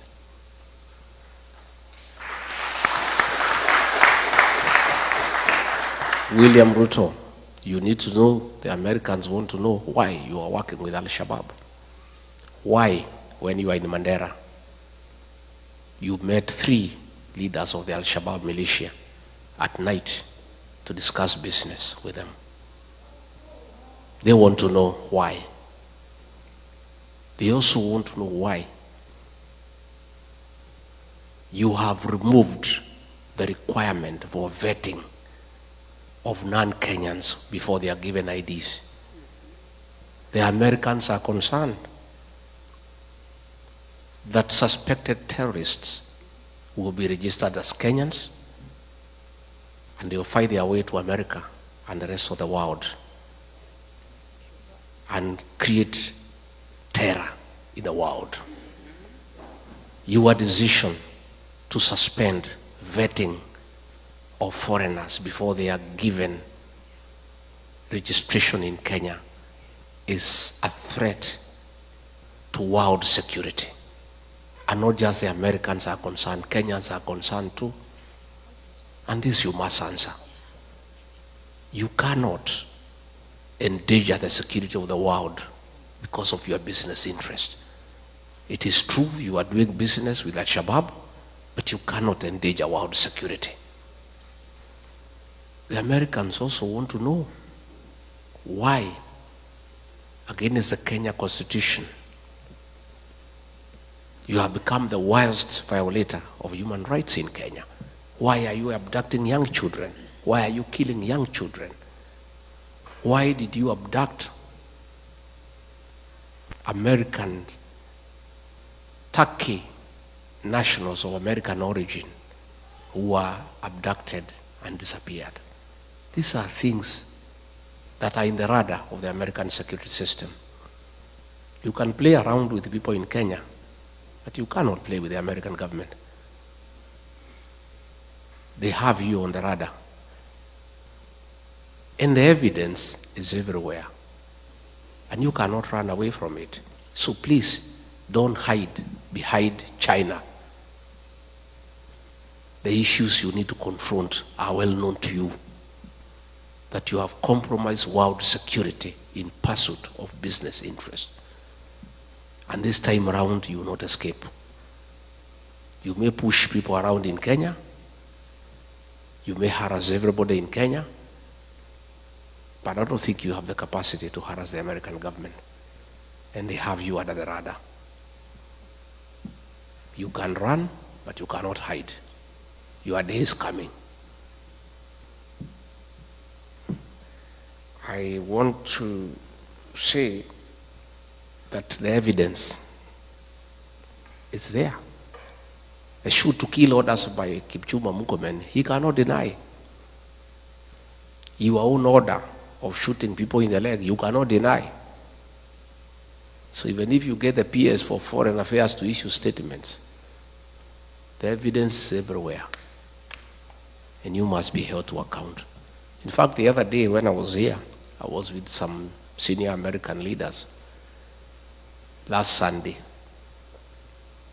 And we were watching live a meeting taking place in Muranga, where policemen were beating leaders and they were protecting armed goons. And these American leaders could not believe that it is possible for policemen to attack civilians. They could not believe it. They could not believe that policemen can escort gangs to beat civilian population. William Ruto, that evidence is here in America. And there's no way you can run away from it. And those things will come to light. On that matter, let me appeal to all of you. In your respective states, you have senators, you have elected, you have congressmen, you have elected. Please tell them about Kenya. Tell them to support this bill when it comes to the floor of the House. Give them details of what is happening in Kenya so that they are well informed, so that they can support the bill, so that a review is done. And our request to the American government and the American people, please don't punish Kenya because of the atrocities of William Ruto. Don't withhold military aid to Kenya. Don't withhold sharing of intelligence with Kenya. Don't withdraw all those facilities that come with that privilege of being recognized as an ally of the NATO states. All we are asking the American government to do, once you confirm all these concerns, help us. Don't have sanctions against the people of Kenya or our country. Please, just do the right thing. Impose sanctions on William Ruto as a person never to come to America.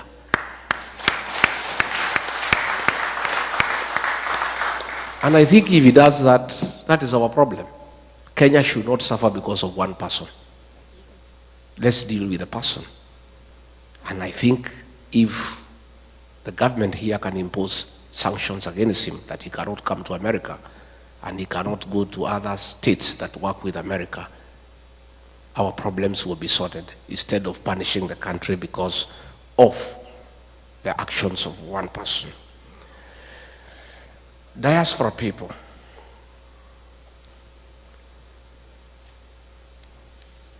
you people are very important partner to any serious administration. In the 70s, coffee was #1 foreign exchange earner for our country. In the 80s, it was overtaken by tea. Tea became #1 foreign exchange earner for our country. In the 90s, both coffee and tea were overtaken by tourism, and it became #1 foreign exchange earner. But as we speak today, all those have been overtaken. The #1 foreign exchange earner for our country, Kenya, are remittances from the diaspora. It is you guys. You are the drivers of our economy. Our economy relies on you. It's the dollars you send home that we use to pay our public debt. It's the dollars that you send home that we use to import products from across the world. It's the dollars that you send home that are running our embassies. Hence, you are a very important stakeholder in the economic development of our country. For those of us who rear dairy animals, the dairy cow, for it to give you milk, you must look after it. And if you don't, it will refuse to give you the milk.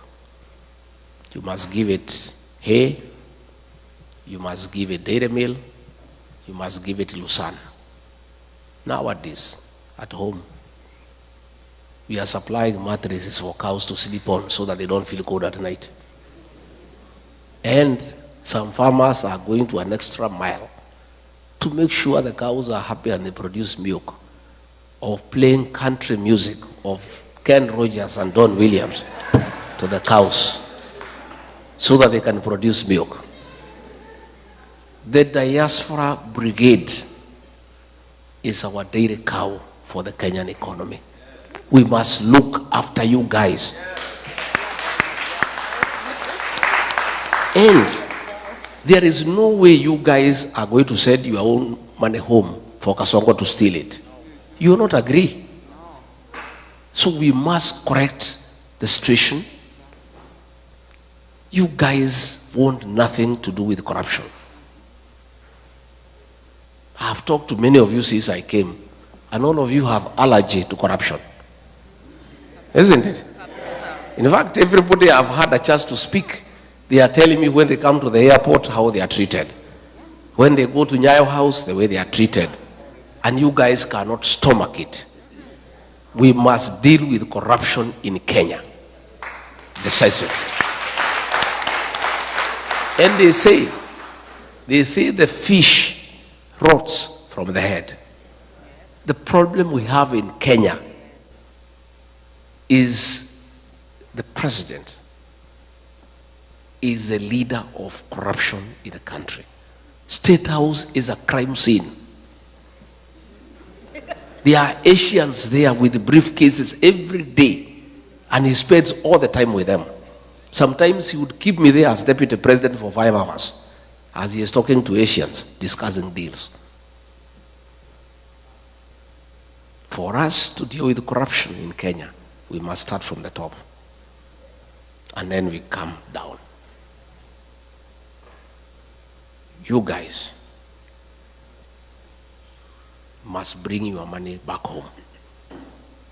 Our country should stop borrowing money from other countries and borrow from you because you have the money. But you can only give us the money if you are sure we'll give it back to you, and if it will be spent prudently for the benefit of the country. And those are the things that we want to form the government together, so that we can have very practical programs that satisfy what you want. I have said, and I said in Texas, that you guys, going forward, working with us when we form government, we want you to form a very strong diaspora bank for your money, for your investment here with branches in Kenya and all over the world. You guys have sufficient capital to start a big bank, and you have the right personnel to run that bank professionally. And you see what will happen. If you have a diaspora bank with branches in Kenya, all the properties you have bought in Kenya, you'll use them as collateral to borrow money from that bank and invest here in America. But as it is today, all the plots and the land you have bought in Kenya cannot help you because you are borrowing here from the banks here and they cannot accept Kenyan titles. Again, we need a discussion with you guys on how we vet developers and people who build houses for you and who sell you land so that we eliminate the crooks who keep on conning you from time to time.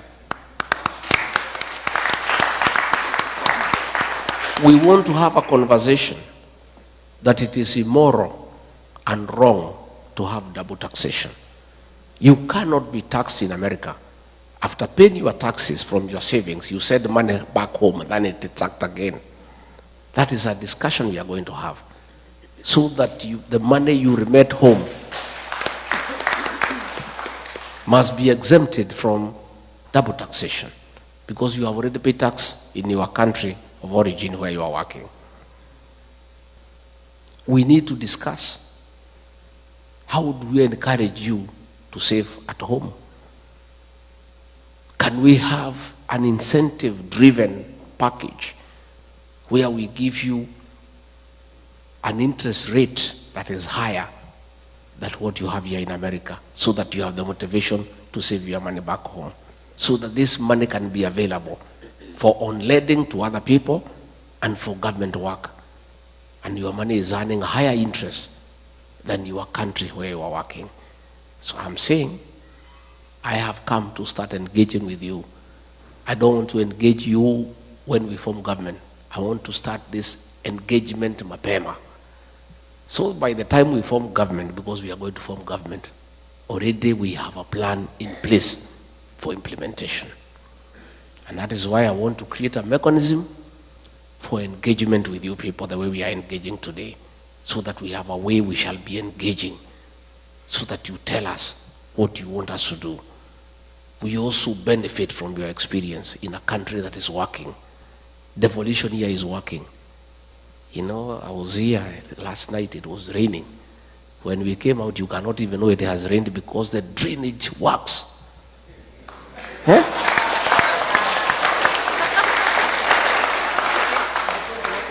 Kwetu ikinyesha hata hutaki kwenda nyumbani because you are sure you need a mkokoteni to take you to your car. You know, we were here and it rained very heavily. By the time we went outside, you cannot even know there was rain. We need to learn from the best. And that brings me to the question of the involvement of diaspora in running government. It is my intention that we work together so that you are part of us and you become part of the decision-making process so that we benefit from your experience in a country where things are working. To start with, the embassies across the world, it is my conviction that we'll get the best service, consular services, if you have people who have worked here in America for 30, 35 years running our embassies. Yeah? We would get the best investment opportunities if you have people who know what the Americans want in the embassy, because you know their strength, their weaknesses, their preferences, and where we can do business together. I mean, an ambassador serves for 4 years. So when you appoint a politician from Nairobi to come to Washington, he takes 1 year for us to know his way around here. Exactly. True? True. First 1 year. Yes. Where do I take my children to school, hospital, nini, 1 year imeenda. Second year, start making friends with the Americans here. Imeisha. Mwaka ya tatu, kujua Wakenya wanakaa wapi. Before he can even now start working, he is on his final year. Isn't it? But if you have somebody who has stayed here for 30 years, already who has a home, we simply walk to the office and start working without wasting any time. Ataletwa tu Nairobi, there is a course there, kufundishwa kukula na uma nini, already you know. Okay? So even that course you'll be exempted. Sindio? You know, they come there, how to hold a wine glass, nini, what table manners, nini. So you guys, those things you already know. Yeah? So nafikiri, you only come for that course for 2 weeks to understand your reporting mechanism. How will you be working with the PS? How will you be working with the president? Those are the little things mtafundishwa wiki mbili tatu. But all the other things here, you know. Isn't it? So it's my intention. And that is a promise I'll keep. Because it costs me nothing other than good manners to keep that promise. You guys are already here. You have the papers. Mumesoma. You know the place. You know your way around. You know how to use a fork and a knife. Sasa iko shida gani? There's no problem. Number 2, I have said, I also want you guys to come to the National Assembly and help us make good laws. Yeah? I want you to come to the Senate and help us make good laws. I want you to come to the county assemblies and help us make good laws on devolution. So, I want to appeal to you, wale munaweza, muende nyumbani, mupiganie viti. Lakini on top of that, we shall nominate one person from Diaspora to go to the Senate, another one to go to the National Assembly. Yeah? And in the counties we are strong. At least every county assembly we have one person from Diaspora to come and help us to make good laws for devolution. Because devolution is working out here. And we want to borrow from people who know. Again, we'll also want you to come and serve in the national government. Let us have 1 or 2 PSs, wako pale. Let us have a cabinet secretary, ako pale. Let us have people in parastatus. You guys have the necessary expertise and experience. And I think for any leader who wants to make a difference, it is foolish not to utilize the available capacity for the country. And you guys have all the necessary capacity to assist the president to run a country successfully.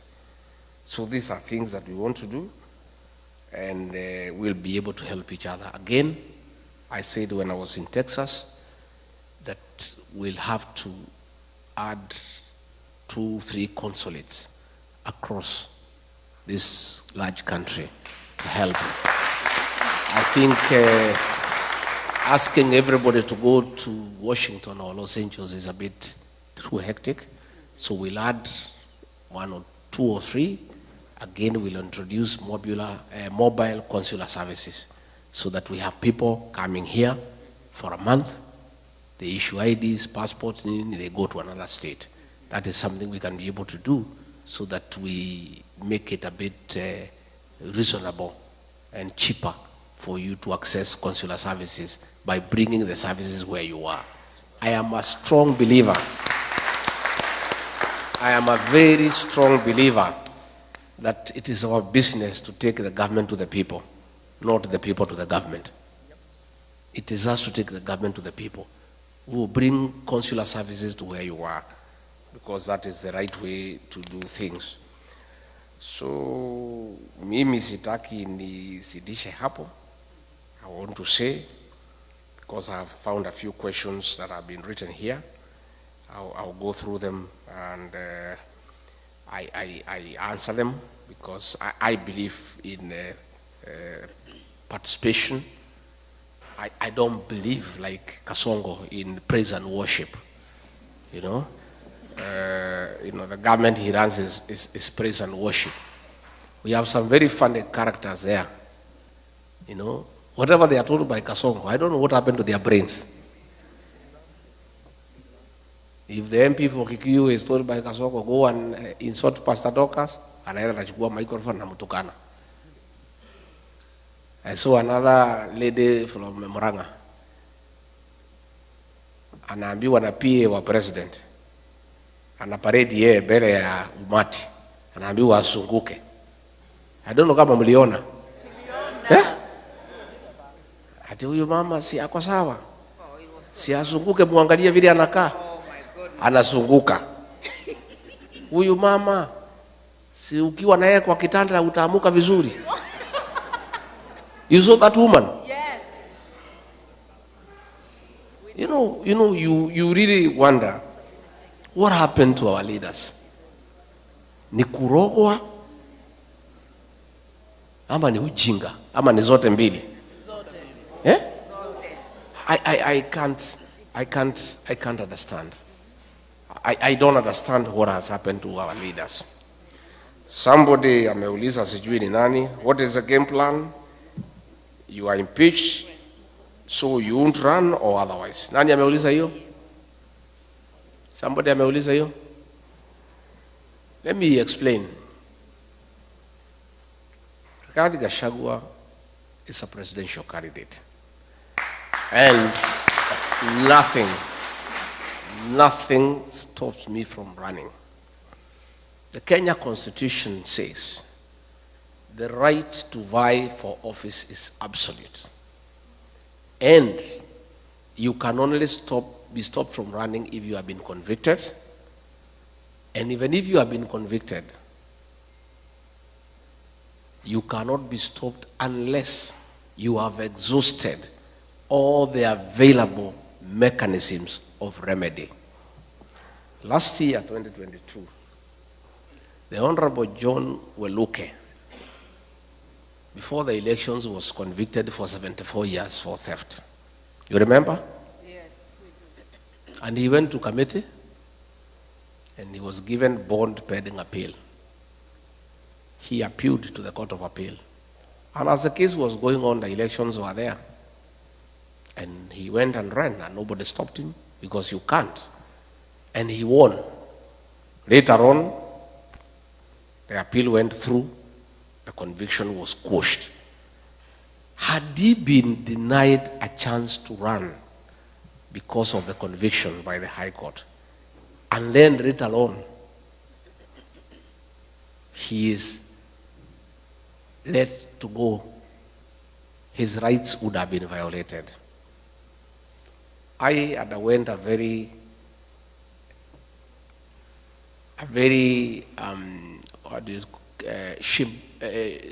shambolic exercise at the National Assembly and Senate. Everybody knows there was nothing. People were paid. MPs were paid 500,000. Senators were paid 10 million. Haraka. Ruto paid them. And we went to court under Article 50. And Article 50 says, no man shall be condemned unheard, and the right to fair hearing is absolute. I did not get a chance to defend myself in the Senate. I was in hospital. I did not present my evidence. So this is a matter that will be dealt with by the courts, and in the fullness of the time we shall be vindicated. In the meantime, the matter is in the High Court. It has not even started. If it is go to the High Court, depending on the way it goes, if I win, the state can go to the Court of Appeal, the matter proceeds there. If I win again, they can go to Supreme Court. Or vice versa. Until those mechanisms are exhausted, the Constitution of Kenya guarantees me the right to vie for office, and there is no law that can stop me from vying. Yeah? So, in fact, I'm supposed to fight for the impeachment to be quashed, and then I go back to office. But I'm not interested. I cannot serve under Kasongo because he's a pathological liar, and I'm a truthful person. Me and him working together is like trying to mix water and oil. I'm not interested in going back to the office. I just want my rights to be granted and to be proven innocent because there's nothing I've done that is wrong. And I just proceed with my life. I have no intention of going back to office. Even if the courts told me to go, I'll not go. I'm not interested. So I want to assure you, nothing stops me from fighting. And the people of Kenya know that. That's why you see I enjoy a lot of popularity, and I continue to seek for office. And God being faithful will get there.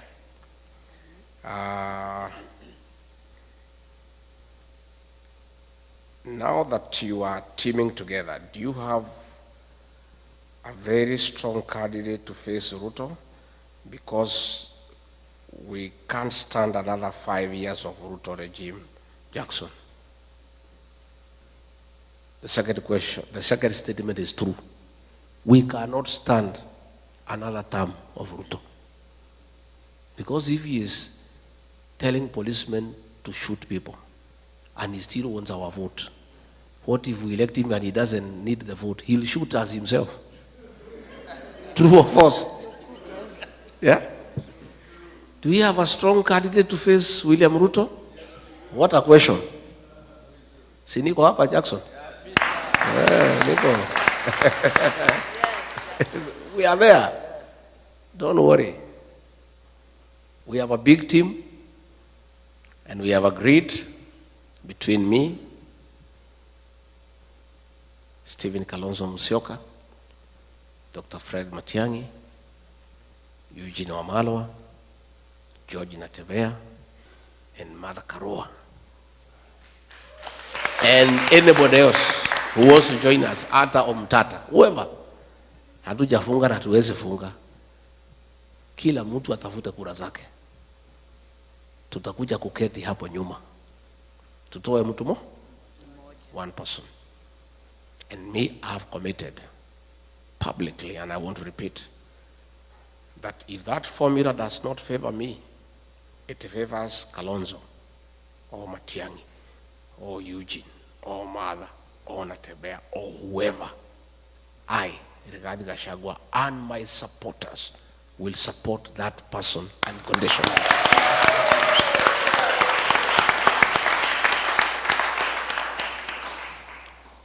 Lakini Mungu akisaidia ikuwe ni mimi, hiyo mtu nitakimbiza yeye kama baisikeli ya kuibiwa.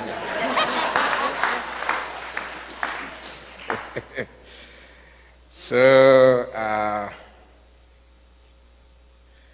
plan for the upcoming generation and Gen Zs in matters concerning unemployment is true. We've got a plan. William Ruto says we have no plan. We have a plan. It's only we don't want to bother with him. Because why does he want to know our plan? Our plan first is to remove him. You know? And you guys will play a role. The way to create employment for our country is to create manufacturing as a pillar of economic intervention so that we can create jobs and widen the tax bracket. And one of the ways to do that is to give incentives to direct foreign investors and even you guys. We can say, for example, anybody who starts a factory in Kenya, or a cottage industry for that matter, we can give you 5-year grace period not to pay any tax so that we give you an incentive to come and start a factory home and create employment. And then we can collect money in the pay-as-you-earn from the employers. So we have got a good plan that we must encourage people to come and start factories, to start cottage industries.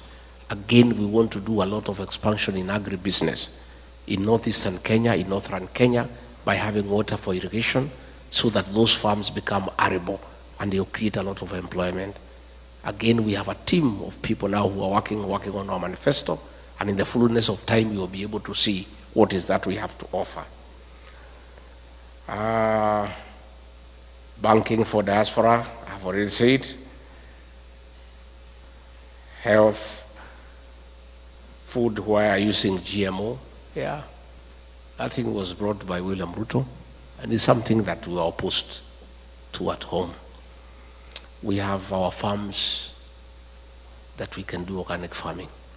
We don't need GMO in Kenya. It's unnecessary, you know. And these are things that were done hurriedly without proper research, without looking what are the health implication and what is it for our country. Because we can produce enough food for our own consumption and surplus for export. We don't need to import GMO from America or from anywhere else. We'll do our own organic farming in Kenya. If elected, how do you deal with corruption? Paul Bogwa, I have said, we have to start from the top. And I think I have demonstrated to the people of Kenya that I'm not corrupt, and I cannot bed to corruption because I had the opportunity to do so. I was already on the eating table with William Ruto. He invited me, we eat together. I declined, and I lost a job for refusing to eat.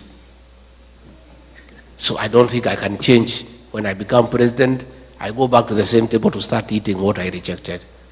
I think we want to live like America here. Live on your sweat.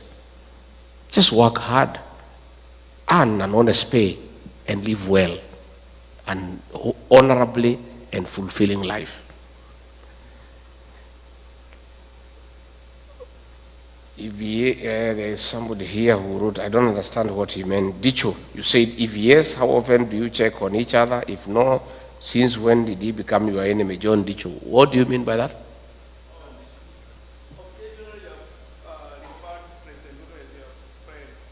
Refer to? Who? You know what happens? You know what happens? Ruto, by the way, is not my enemy. He's the enemy of the Kenyan people. Yeah? What normally happens when you are talking at our level, you are just decent. You refer somebody as my friend, as my brother, but not necessarily because he's your friend.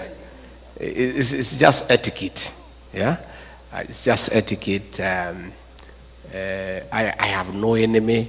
I have no issue. I am not vengeful, but I'm responsible. William Ruto is not my enemy. He's the enemy of the Kenyan people. And the Kenyan people will have to deal with him in a decent manner through the ballot. Yeah? So there is nothing personal. There are no hard feelings. It's simply about our country that we cannot allow it to go to the dogs. And we need to get rid of him.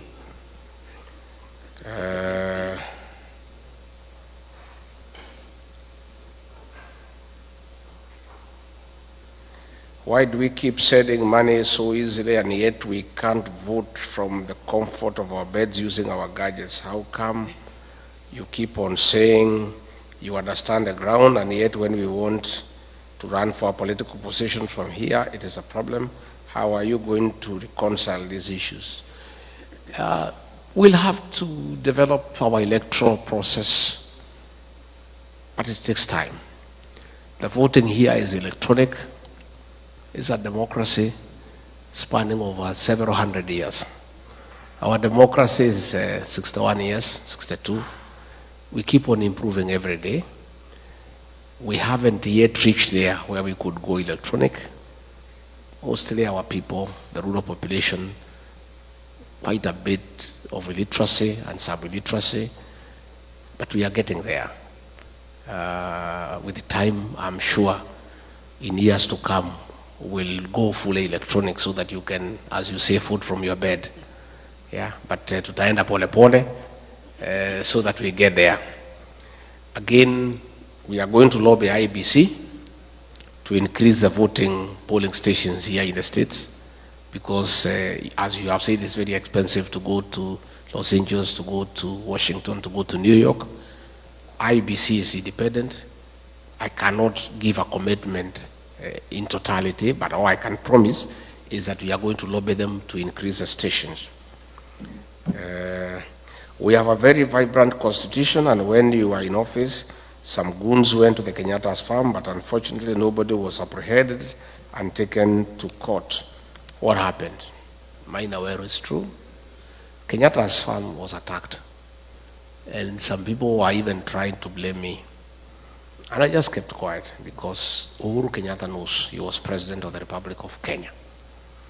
Issues to do with the retired president, his welfare, his security, his allowances, his travels are dealt with by nobody else other than the sitting president.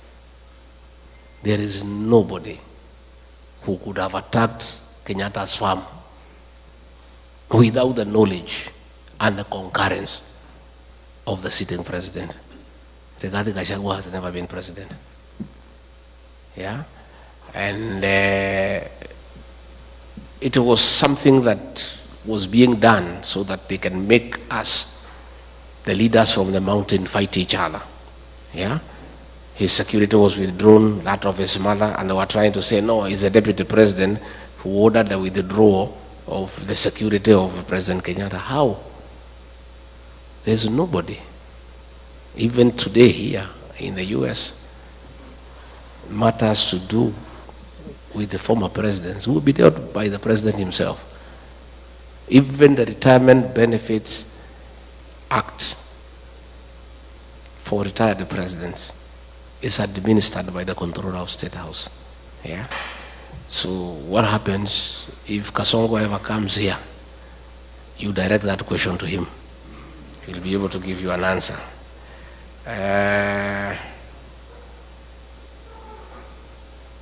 James Waite, how will the new Kenyan administration address historical injustices so that the country can move forward? It's true. I said yesterday in an interview that was done by Jerry that we already have a commission on restorative justice. And when we form government, we'll appoint a judicial commission of inquiry to inquire into the killings of the Gensis and other people who have been killed and harmed, so that those who did it can be brought to book and they can be given compensation.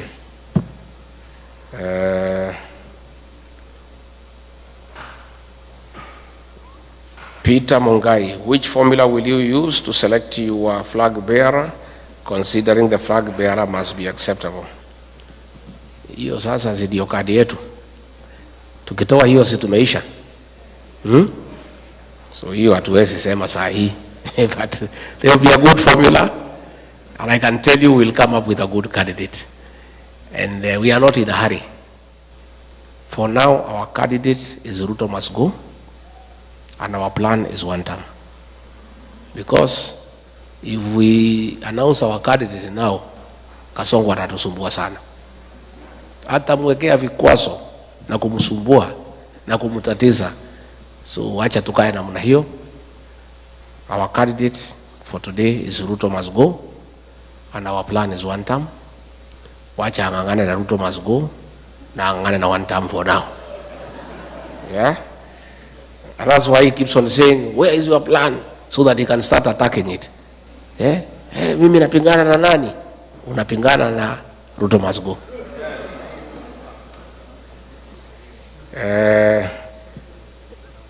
There is so much looting of e-citizen, that one I've already answered. I've told you, you are asking what will happen about recovering money that has been stolen. This money will be recovered, I can tell you. You have seen a releasing that happened in 2003. The High Court has ordered that those people must be tried. So I want to put on notice those who are stealing public funds, including what is being used by Soprano to bribe people, will have to be paid.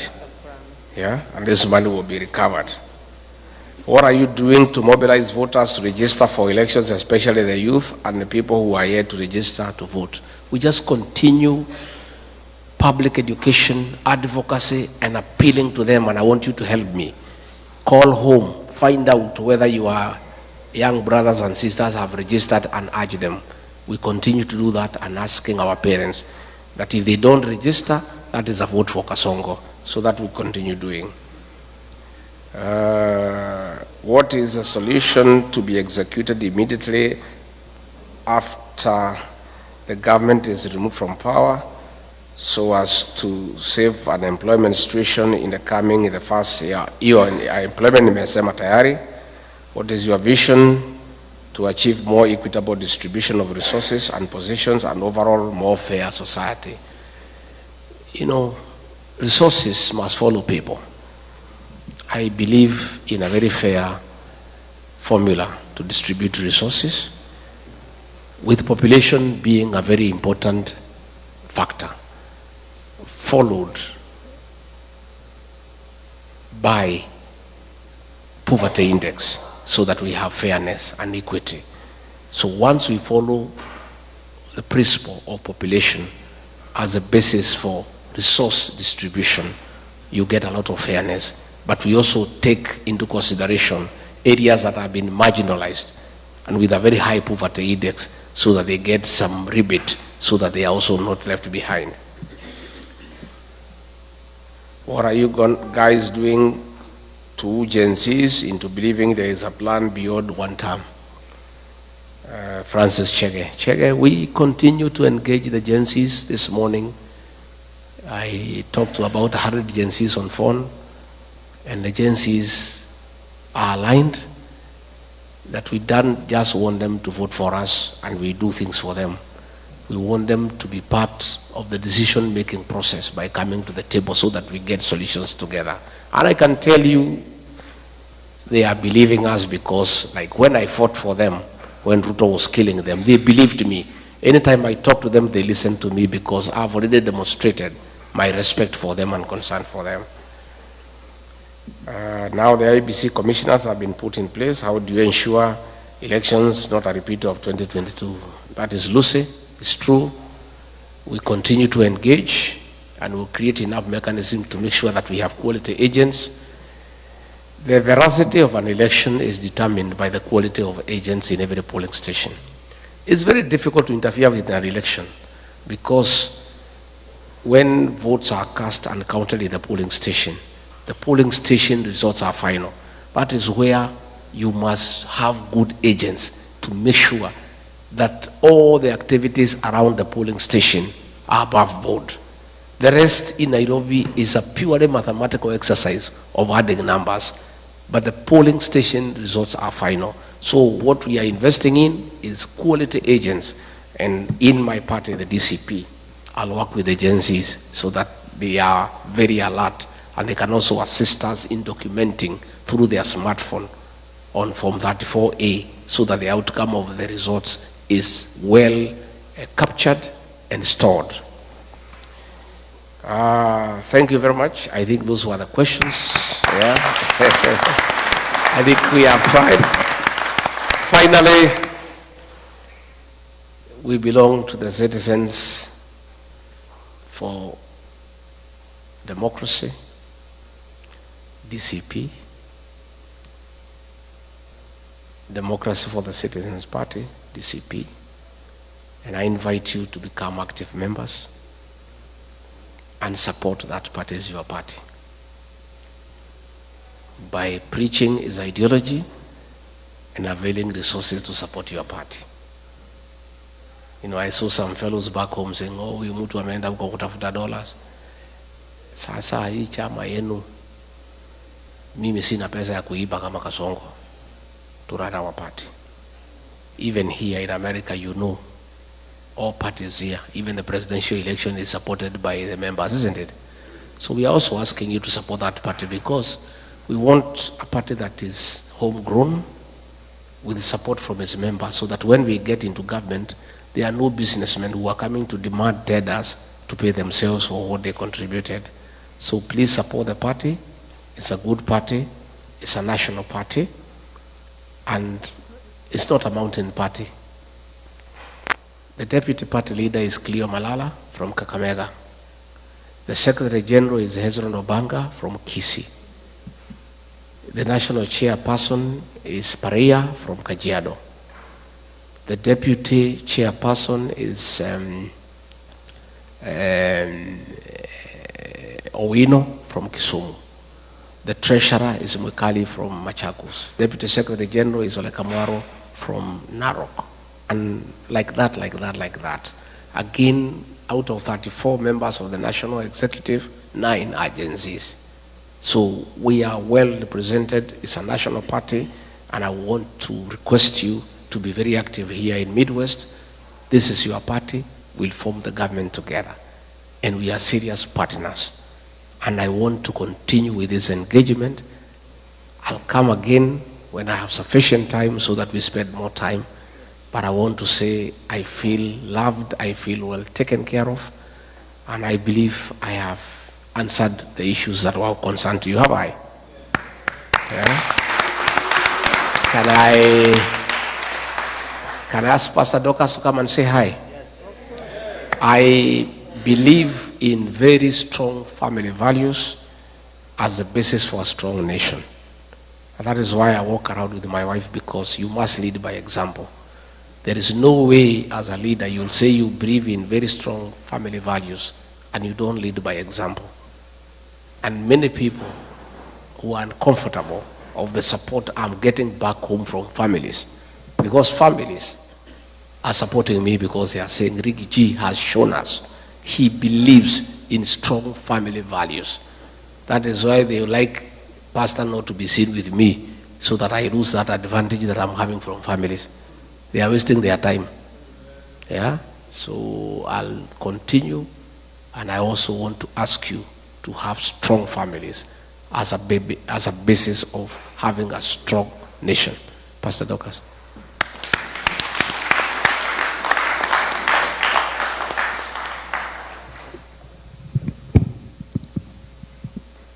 Thank you very much, the People's Deputy President, the committee that has put together this event, and ladies and gentlemen, and our children who are here. I can see you're already getting hungry. And you know I'm a pastor, we could gesha. Now, I want to say just a few things. I'll only take a few minutes. If God loves you very much, there are things he's going to give you. One of them is a listening ear. The other thing he's going to give you is a seeing eye. When you can be able to hear, you can hear the voice of the people, and the voice of the people is actually the voice of God. You can also see the suffering of the people, and by seeing the suffering of the people, your conscience is pricked so that you can change the conditions of the people. Now, you shall know the truth, and the truth shall make you free. You have just heard from the truthful man. And the truthful man has a wife who also supports him to speak the truth. Because the moment you speak the truth does not have two colors. It has only one color. You cannot kill the truth. You can hide the truth. But eventually, the truth will come out and you'll be vindicated. And that's why you must always stand for the truth.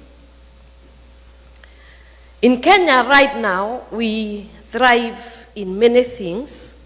And one of the things I think people are revolting against is listening to lies, deception, and some of the things that are abhorring the whole world when we speak one thing and do the other. As a pastor, I know very well that the commandments form the substratum of every constitution of the world. And one of the things that we must abide by is respecting the sanctity of human life. Whether it is in the womb of a mother and when it is produced, and we can see the reality of it. Now, shooting the leg amounts to killing our children. As a mother, I say no. We cannot stand and not speak about it and speak like it is not happening. When you say shoot the leg, what do you mean? Many of you are working with the health sector. If you are shot in the leg, can you die? Yes. If you are shot in the head, can you die? Yes. Then what we are saying is simple. We need to be decent human beings with a conscience that tells us that our children are asking for what is true and what is just. All they are asking is stop corruption. They are asking for us to make it an environment that they can be able to thrive in. They have gone to school, they want jobs. And all as parents we need to do is to have a listening ear and see the suffering and the groaning of the people and do something about it. In the Proverbs 23, verse 23, it says, buy the truth and do not sell it.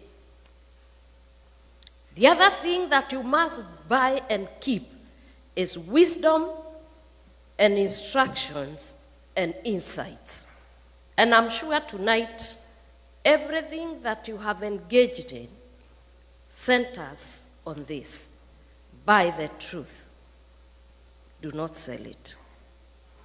Do not tell lies. Do not steal.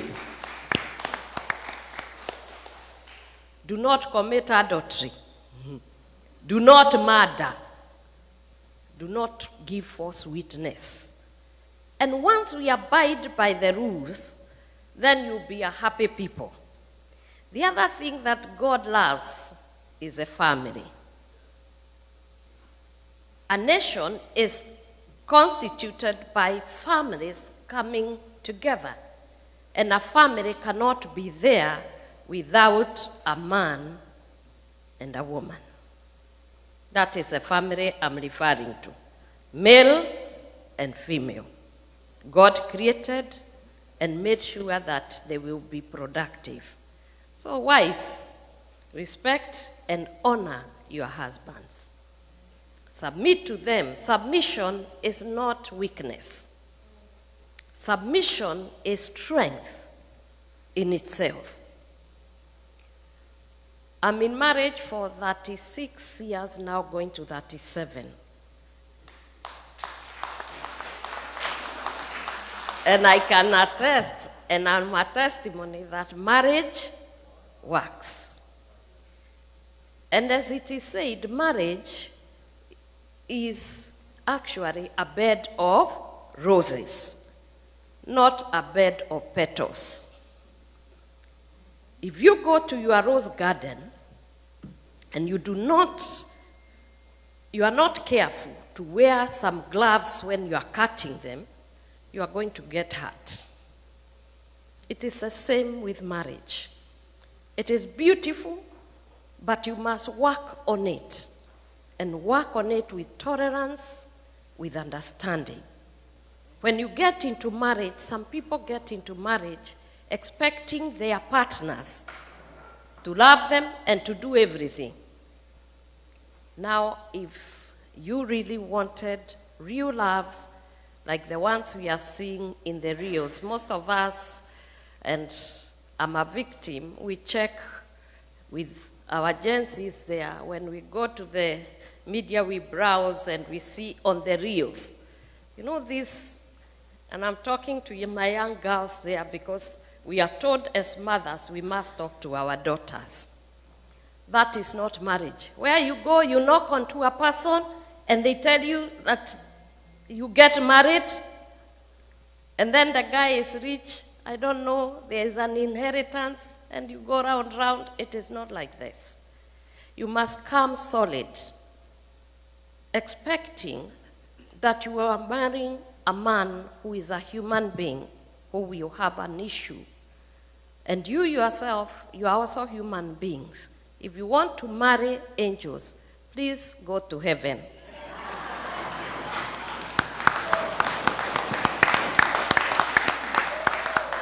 And while you are at it, we will be preparing to bury you, because you must die to go to heaven. And therefore, when you live with human beings, expect them to have flaws, work on them day and night.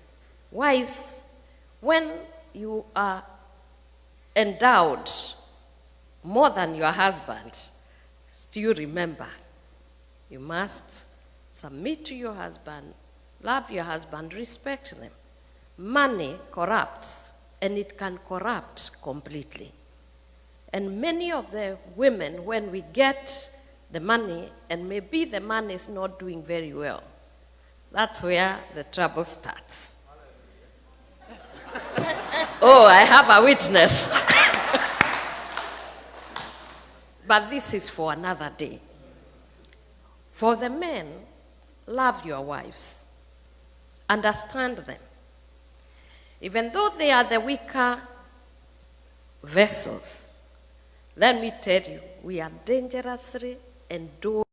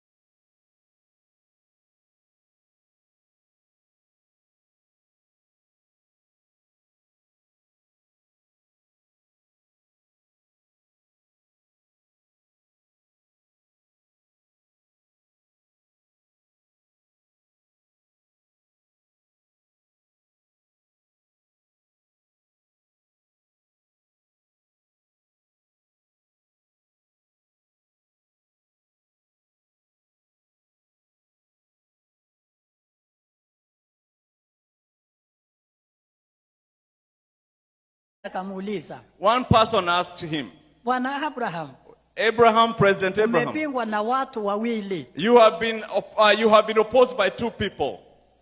Sasa nani unaogopa kati ya hao wawili? Who are you scared of among your two opposition? Akasema siogopi Douglas. I'm not afraid of Douglas. Wala siogopi Breckenridge. I'm not even afraid of Breckenridge. Maana watu wa Breckenridge, because the people who follow Breckenridge, hawatachagua Douglas. They will not vote for Douglas. Hata wale wakina Douglas, and those who follow Douglas will not vote for Breckenridge. Akasema lakini naogopa mtu mmoja. But I'm afraid of one person. Ambaye anaitwa Abraham Lincoln. I'm afraid of Abraham Lincoln. Sasa swali ni Abraham gani tena? Sasa the question is, which other Abraham? Akasema mimi.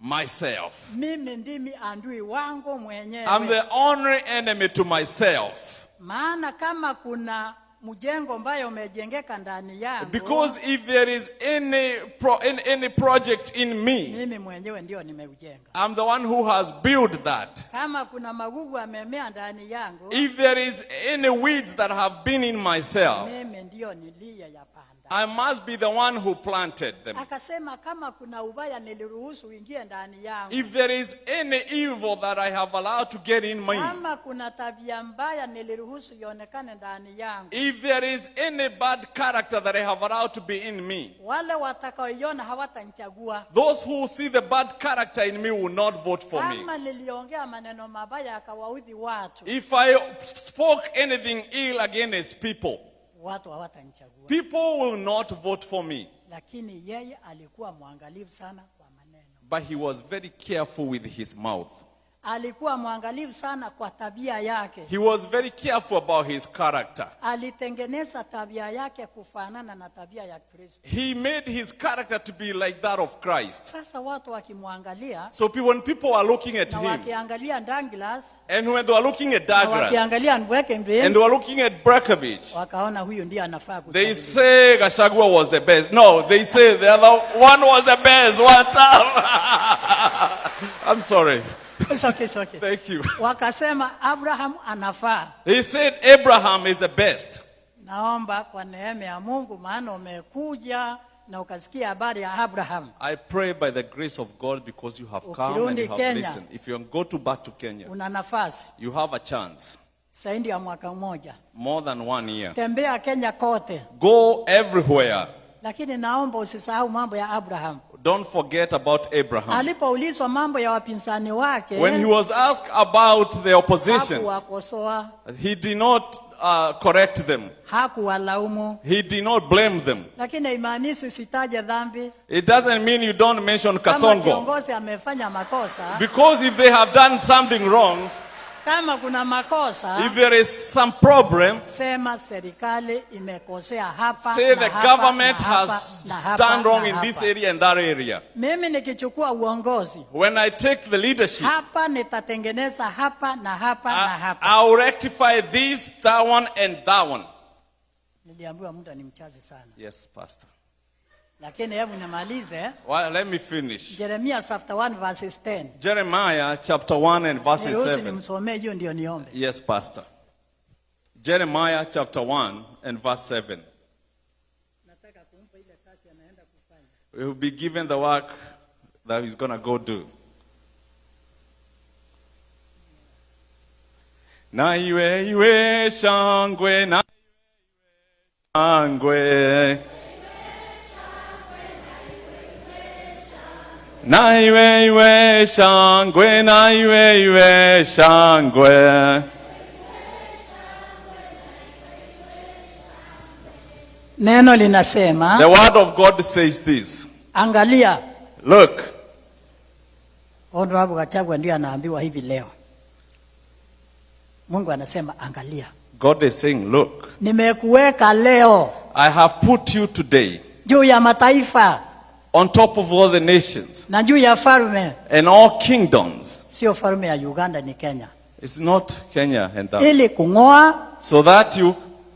Kubomoa. So that you can destroy. Kuharibu. You mess. Kuangamiza. You finish. Ili kujenga. So that they can build. Na kupanda. And plant. Si yote unaenda kufanya hayo. It's because you're not going to do all that. Lakini unaenda. But you're going. Kujenga. To build. Urafiki. Friendships. Na Wakenya wote. With all Kenyans. Na wale maadui. Now all the enemies. Na wale wanaokusema vibaya. And those who say bad things. Unaenda kujenga urafiki na wao. You're going to build relationships with them. Si kwamba itakuwa rahisi. It's not because it's going to be easy. Lakini Biblia inasema. But the Bible says. Mufanye mema, mushinde mabaya na mema. You do good and you become victorious by doing great and doing good. Tena inasema na kupanda. And planting. Kupanda mbegu ya urafiki. Planting the seed of friendship. Juu ya kujenga tena. On top of building. Ujenge uchumi ambao umeharibika. You build an economy that is admirable. Kwa sababu uchumi wetu umeharibika. Because our economy has been destroyed. Unahitaji mtu wa kujenga. We want somebody to build the economy. Mtu ambaye kuna mwenzi mwaminifu amesimama kando yake. Somebody who has a good spouse standing next to him. Maana Mithali inasema. Because the book of Proverbs says. Mwanaume amefaulu. If you see a man succeed. Kuna mama karibu na yeye. There is Pastor Dorcas next to him. Hebu niwaambie wapendwa. I tell you Kenyans. Mimi umri wangu hauniruhusu kufanya utani. My age is not allowing me to commit sin. Niko over 70. Niko zaidi ya 70. I'm more than 70. Na nimeishi kwa neno miaka zaidi ya 50. I have stayed in the word for more than 50 years. Nataka nishukuru Mungu kwa ajili ya Mheshimiwa Gachagua. I want to thank God because of Honorable Gashagua. Kwa sababu because Mungu amemteua. Because God has set him Lakini aside. nikasikia watu sitaki kusema ni nani. But I heard something, but I don't want to say who Wakisema it is. ati Gachagua anatembea na mke wake Marekani. They are saying that he or is working with his Jambo la wife ajabu, all the time. Mchungaji Dorcas hakuwajibu vibaya. Pastor Dorcas did not answer in an ill manner. Nikamsikia akisema ya kwamba Genesis chapter 2 inasema, she quoted Genesis chapter 2. Lakini niruhusu mheshimiwa Pastor Dorcas nikupatie fungu lile kamili. Pastor Dorcas, I have a gift for you, a very good verse for you. Jeremiah chapter 31 verses 22. Where are we at? Jeremiah chapter 31 verses 22. Jeremiah chapter 31 and verse 22. Na hilo ndilo itakuwa ni challenge kwa kina mama wote katika dunia. And that is the challenge for all the women in Oleida, Kansas. Unafanya and the whole world. Inafanya kazi nzuri sana. You are doing a good job. Jeremiah nimesema chapter 31 verses 22. Jeremiah chapter 31 and verses 22. Inasema, hata lini utatangatanga? Even if you are going here and there. Binti mwenye kuasi. You bride who you have gone astray. Kwa maana Bwana ameumba jambo jipya duniani. Because God has created a new thing on earth. Mwanamke atamulinda mwanamume. The wife will protect the husband. Sasa Honorable Gachagua mheshimiwa, usipotembea na Dorcas, nani atakulinda? So Honorable Gashagua, if you don't spend time with Dorcas, who will protect you? Wababa ambao hamtembei na mama, unatembea bila mlinzi na utaanguka. Husbands, when you're going around, who is going to protect you? Na utaibiwa. You'll be stolen. Na utanyang'anywa hata mali yako kama Masai mwingine alinyang'anywa 2,000,000 na msichana moja Nakuru. Yeah, like that in Nakuru, this Shiko stole 2 million from that man. Mheshimiwa Pastor Dorcas, unafanya kazi ambayo neno la Mungu limesema. Pastor Dorcas, you are doing what the word of God has Bwana said. amekupa neno la kulinda Mheshimiwa Gachagua. Because God has given you the job to guard Honorable Gashagua. Mwingine tu ni wa nyumbani tu akasema ati aliona wakiimba. And the other one said that he saw them singing. Ataimba na nani na mlinzi wake ndiye anapaswa kuimba naye. So if he doesn't dance with Pastor Dorcas, who are they going to dance with? Nenyi wa mama mlioko hapa, you ladies here, ambaye hutembei na baba watoto, if you are not dancing or walking around with, utanyang'anywa. Ataenda, ataenda, he will go. Mulinde. Today. Kwa hivyo Dorcas, kwa hivyo Pastor Dorcas, jisikia ukiwa na ujasiri wa kutembea na mheshimiwa popote aendapo, maana Bwana amekupatia kazi ya kuwa mlinzi. Have the courage of walking with Honorable Gashagua wherever he goes, because God has given you that audacity and that assignment. Bwana akubariki sana. God bless you. Mheshimiwa Dorcas na Mheshimiwa Gachagua. God bless you, Honorable Gashagua and Pastor Dorcas. Unaporudi Kenya, as you go back to Kenya, kazi yako ni kujenga urafiki. You build relationships. Ni kubomoa zile kuta zimewekwa za kugawanya Kikuyu, Wanjaluo, Wakisiwa na kadhalika. And you destroy all those walls that kubomoa zile kuta zimewekwa. But destroy all the walls that are dividing Kenyans and bring them together, cousins. Ndio utaweza kuwa na watu wema and that's why you're going to have everybody. God bless you. Tunatafuta nani ataunganisha Kenya? Who are we looking for to bring Kenya together? Mmoja hapa. We have one here. Sijui mwingine. What else? We don't have another one. Leo tuna President Ruto. Today we have President Ruto. Na tuwezi kataa hivyo. And we cannot say no to that. Lakini tunauliza 2027 kuendelea. But we are asking in 2027 and ahead. Ni nani ana uwezo wa kuunganisha Wakenya kuwaleta pamoja? Who is able to bring the Kenyans together like that? Mheshimiwa Gachagua ameambiwa nenda ukajenge zile kuta zinazuia watu kupatana. You've been charged to go and build those walls that have been destroyed. Lakini utabomoa kama Joshua katika Joshua chapter 6. You will do that as Joshua in Joshua chapter 6. Waliimba nyimbo. They sang the songs. Kuta za Jericho zikabomoka. Including until the walls of Jericho came trembling down. Mukuki. They never used the arrows. Paulo na Sila. Or any weapon. Paulo na Sila katika Matendo ya Mitume. Paul and Silas. 16. 16 Acts the Apostles chapter 16. Paul and Silas in Acts chapter 16. Wao walifanya milango ikafunguka. They made the doors to open. Walifanya ni walifungua na nini? How did they use? Kuimba, singing, na kuomba. And praying. Unamuombaje na unamuimbaje karibu na wewe. You have Pastor Dorcas who can sing and pray. Anapoimba na wewe, when she sings with you, when she prays with Mungu you, atakufungulia milango. God will open the doors for you. Ile imefungwa. The doors that has been closed. Lakini ende ukiuliza swali, mbona Silas na Shila wakafungwa? But why were they imprisoned? Hawakutukana, hawakupiga. They had not done anything Shukuru wrong. Mungu kwamba hukufungwa. You thank God you have not been. Hata kama uliondolewa mahali uliondolewa. Even if you got from where you were supposed to be. Ndio uvukishwa mahali pazuri zaidi. It was supposed for you to be taken to the next level. Kwa hivyo Mungu anaenda kukufungulia milango. God will open doors for you. Hata ikifungwa Bwana anaenda kufungua kwa jina la Yesu. If God will open those doors, even if they are closed, you open them in Jesus' name. Prayers. Na nilishukuru mheshimiwa ukisema siku moja kabla hujaondoka Dorcas anakuombea. That when you are leaving home, Pastor Dorcas always prays for you. Hiyo maombi imekufanya uishi. That is what has kept you alive. Kama sio maombi hata ungekuwa umefungwa. If it's not the prayers of your wife, Pastor Dorcas, you probably will be imprisoned by now. Hebu niweze kuomba. Tunaomba. Baba, kwa jina la Yesu. Yes. Ninakushukuru kwa sababu ya nafasi nzuri ambayo umetupatia. Yes. Kuwepo kwa Mheshimiwa Gachagua na Mheshimiwa Dorcas Gachagua hapa ni neema yako.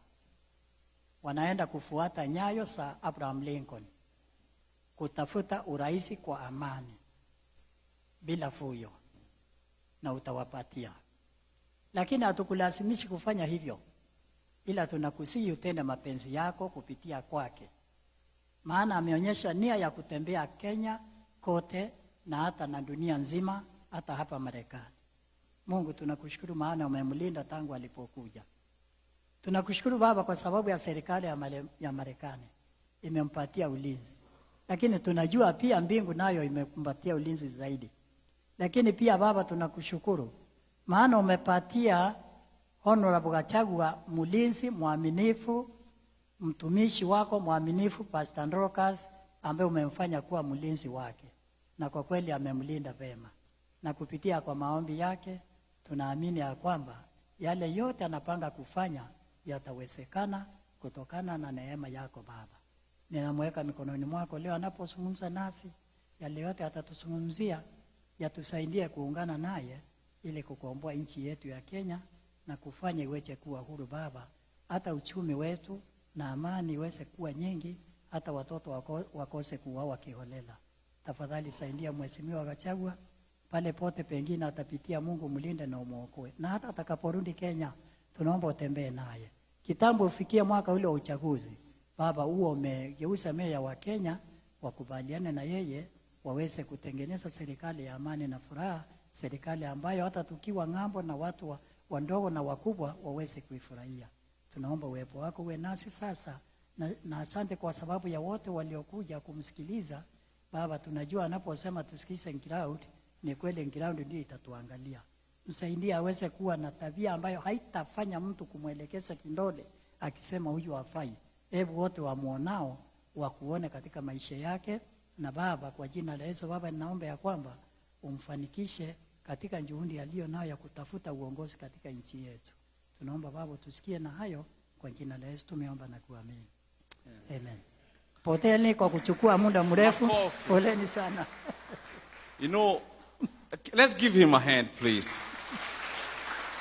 What you don't know, I have friends, but I think Pastor Mutuma can attest that you are my best friend. Ni ukweli, ashawahi fika kwangu Meru na akalala kwangu. Hebu imagine, kutoka hapa Marekani, sijamlipia tiketi, akaja Nairobi, akaweka ngari mafuta, akaja kwangu, na sikumpa hata senti moja. Kuna urafiki zaidi ya huo kweli?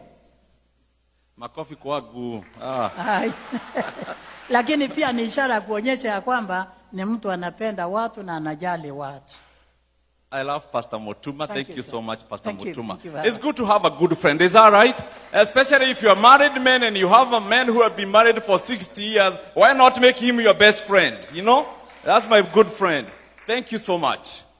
All right, we're going to move fast. Arambe. Yeah, hata baada ya neno one time, it has to continue. Is that right, Sindio? So now, and if I call you here, please give you 2 minutes, it means 2 minutes. If I give you 3 minutes, I give you 3 minutes. All right? Now, we're going to welcome Sam Cicero. Are you ready? Get ready. Pastor Gewa, you have 5 minutes.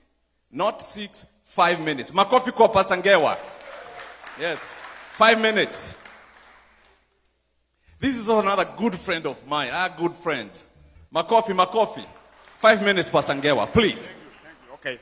Put your timer on, because you know I'm an instructor, and so I know how to do summary of stuff.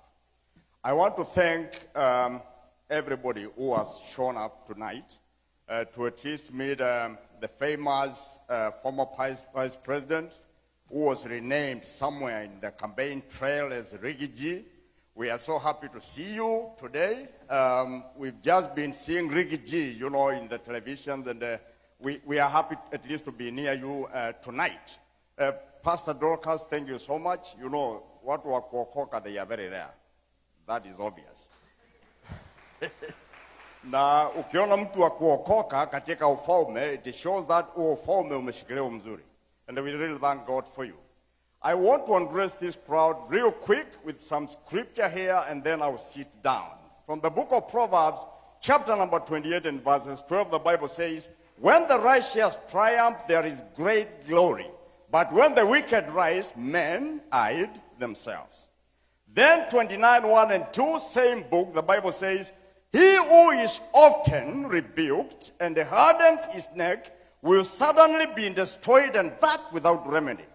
When the righteous are in authority, the people rejoice. But when a wicked man rules, then the people groan. I want to quote the words of Honorable Gachagua addressing the crowds in Texas. This is what he said: my being removed from office was a blessing to me and the people of Kenya. Am I right, verbatim? Then we can't wonder why something like that happened, because Pastor Dorcas will tell you in Romans 8:28, the Bible says, we know that all things work together for good to them that love God, to them who are called according to his purpose. So God brought you to a place where you could feel and resonate with what we, the common people, usually go through on a day-to-day basis. These are the words of King Solomon, Ecclesiastes 10:5 and 7. There is an evil I have seen under the sun, an error that proceeds from the ruler. Folly is appointed to great, but the rich sit in lowly positions. I have seen slaves on horsebacks, while princesses go on foot like slaves. Now listen, the work of righteousness will be peace. The service of righteousness will be quiet confidence forever. Then my people, says the Lord, will dwell in a peaceable place and safe and secure places of rest. Let me conclude. A few words from one author of one book called As a Man Thinketh. Men do not attract what they want, Honorable Gashagua, but what they are. Number 2, self-control is his strength. Right thoughts are a mastery, and calmness is power. We know a scripture sandwiched in the book of Proverbs, chapters number 23 and verses 7, which says, as a man thinketh, and so he is. And I would add this, that as he continues to think, and so he will remain, his character being the complete sum of all these things. Now listen here, I'm finishing. A man only begins to be a man when he ceases to whine and revile and commences to search for the hidden justice which regulates his life, and he adapts his mind to that regulating factor. He causes to accuse others, he ceases to accuse others as the cause of his condition, and builds himself up in his strong and noble thoughts. And to all the Kenyans, I would say, greatness is not dominance, it is healing, walking away from the things that used to destroy us, and we choose not to destroy others with all those. Honorable Gashagua, as you sit down eventually to choose or even to consider who takes the man down, because you promised us in television and in various meetings that there will be a meeting eventually.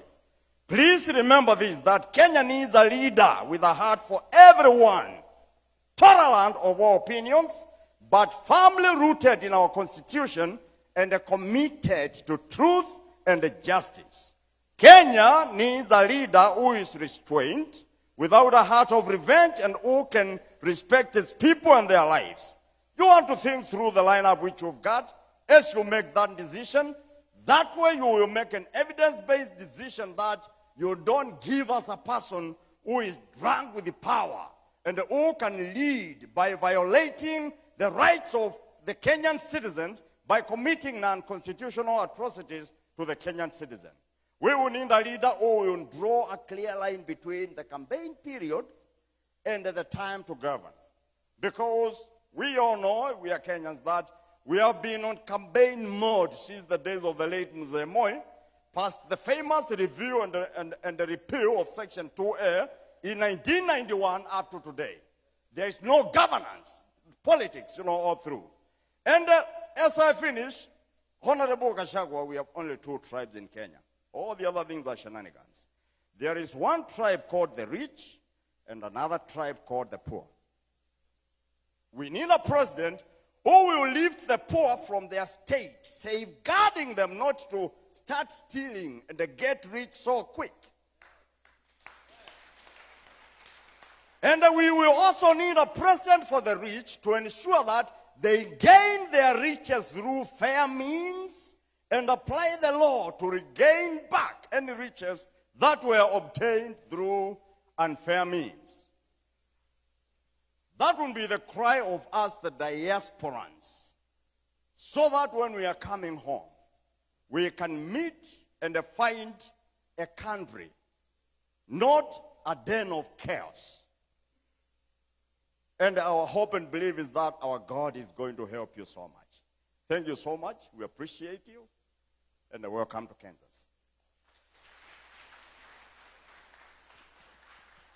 That cousin is from Boni. Is from where? Boni wanasemaje? Harambe. Harambe. DCP? DCP? Nikifutwa leo hata nyinyi mnafutwa. I have Pastor Omani. I value men of God because you stay close to them, blessing starts coming. Pastor Omani, you got 2 minutes. Naye huyu ametoka kule Ingo. Ametoka wapi? Ingo. Kakamega. No. What he did, he went and got a Kikuyu lady from where?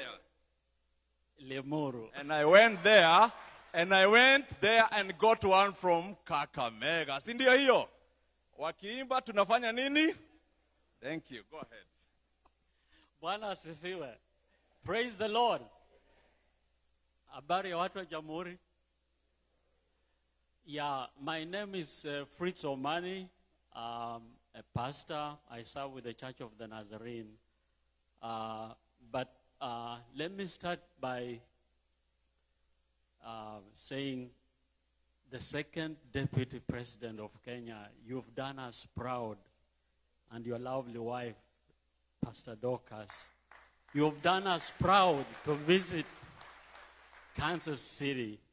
We feel honored and privileged. Kama wa Kenya tunashukuru. But I'm specifically here for 1 minute or so because I'm the chaplain of Nyumba ya Mumbi. And when you are a chaplain, you don't only serve Christians. You serve even people with other faiths. Isn't that true? So we are really honored as Nyumba ya Mumbi for you to take out of your busy schedule to find time and come visit us here in Kansas City. We just say, may the Lord bless you. The second deputy president of Kenya. That's how I like referring to him. Isn't that right? He is. So thank you. And as a man of God, I have 1 or 2 things to say and then I sit down. I'm an old man, I'm a pastor, I have a lot of words to say, but I'm now old enough. I speak little. I tell my kids I was born at night, but I was not born last night. So, as a man of God, the deputy president, I want to say there are two things that we can never do away with as leaders or as human beings. And that is leadership and religion. Upende, usipende, hiyo vitu itakuwa mpaka ukufe. Nini na nini? Leadership and religion. What we are looking for is leadership. And John Maxwell says it so well. Everything rises and falls on leadership. I'm praying as I go to sit down, the second deputy president of Kenya. My prayer is that in all you do, may not only the will of God be done, but the perfect will of God be done and be established. God bless you. That's what we are talking about. A man from Ikolomani, na die chaplain wa nyumba ya Mumbi. Is that right? Why cannot the man from Wamunyoro be voted by the people from Ikolomani? Makofi. That's what we are talking about. Yeah, here we don't know anything. We know character. Is that right? Mama Tendi. Wataita. Walisema wacha wakikuyu wafike huko, wakifika watafanya nini? Wataita. Mama Tendi makofi. Tusimame kidogo. Everybody be on your feet. Tuchape ile wimbo unajua ninapenda tunapoimba. Because some Sisoro is coming, wacha tuimbe wimbo ya biguni sababu hatujui ile Sisoro watareta. At least, twende. Ona iwe iwe shangwe, na iwe iwe shangwe, na iwe iwe shangwe, na iwe iwe shangwe. Ona iwe iwe nderemo, na iwe iwe shangwe. Ona iwe iwe shangwe, na iwe iwe shangwe. Shangwe, hallelujah, shangwe, hallelujah. Shangwe, hallelujah, shangwe, hallelujah. Aya, tukaeni chini.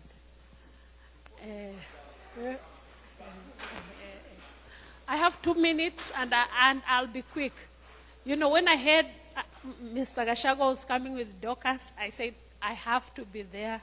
I have to congratulate Mr. Gashagua for what he's doing, telling us what is happening in the government and whatever he does. But more so, I wanted to come to congratulate my friend Dorcas. I call her my friend, although we have not met before, because I watch what she does. And she does some very important work. She's gone to every county taking care of wajane wenye wanazao wamekufa na watoto wenye hawana wazazi. Wanaitwa mayatima. And that is very important. That's what God wants us to do. And also I've seen her YouTube talking to kids, you know, in college. Because, you know, kids have gone haywire, you know, they are getting lost. And I really felt it, you know, that she has taken her time to bring the generation that is coming before us and to talk to them and to tell them, you know, the way forward. So as you are here, Mheshimiwa, I would also call on you, maybe you can make a forum like that here, you know, so that we are just not doing politics. We are looking after our young ones as well, and we are advising them. And I really did like, you know, your talk with the university students. It was really, really wonderful. Yeah, and Mr. Gashagua, you have a wonderful woman. And, you know, the country has not gone into any chaos because of people like her, people who pray in truth. And, you know, and they mean what they say. You know, they are not acting up. They are just really people of God. Amen. Thank you. Pastor Dorcas, Mama Teddy, she's from Taita. We went to school together. If you go to her house, you find there people, you know people like Moroks? How many people know Moroks? If you know Moroks, say DCP. Yani unakuta watu kama Moroks wako huko, watu wa kabila zote, tuko huko taking care of the boy child. So plan and we got it. Na ametoka Taita na anasema one term. Yes. Thank you so much. Hii mambo ya ukabila tunasikia Kenya. Hapa US tuko one term. DCP Siselo. You got 6 minutes. Oyo ru kuria gututwara no ngai yowe. No to kuina. Kana tiguo. Mahende meke atia. Sam Sisero. Let's go. 6 minutes. Thank you so much. My name is Sam Cicero. I know we have those journeys to heaven. Now we come back to earth to solve these problems. Now, for me, I have never met Honorable Gashagua. I have never met Honorable Dorcas, but we are meeting through art. And I know I have 6 minutes. I have 2 seconds to say this. I watched Gashagua talk about he's a student of literature, history, and art. I am too. And when we take the shape of the next leadership, I also want to be there so that I'll be on the stage to say, here we are. So let's meet through this music of Sam Cicero. The best thing you can do after all this is to subscribe to Sam Cicero. Sam Cicero is SAMCICERO. Sam Cicero, I was given that name when I acted the first play in National Theatre with Wahome Mutahi, God bless his soul. It was called The Accidental Death of an Anarchist, written by Dario Fo from USSR. That was the play. Now, DJ Steve-O, let's go. Hold on, DJ Steve-O. Thank you so much, DJ Steve-O. Nienge inaru utiriondo ndigehetie ona mwanji kianjera doraga rumande rororwa thina ndaikara nienda gurumuka ndakuona wikiroto-ini uhembeire mwendo kamumunya maithori maiteka thechwa ona gutuika gikuyu 1 second. ona gutuika gikuyu nyeki ya nja ndikirikaga uyu witu mwendo korekano meroke nitwongerere tomai nae wikie gacumbi na nie ngoroge hanini uendo kemeroke. Those are 3 songs. They have not been produced yet. DJ Steve-O, let's go.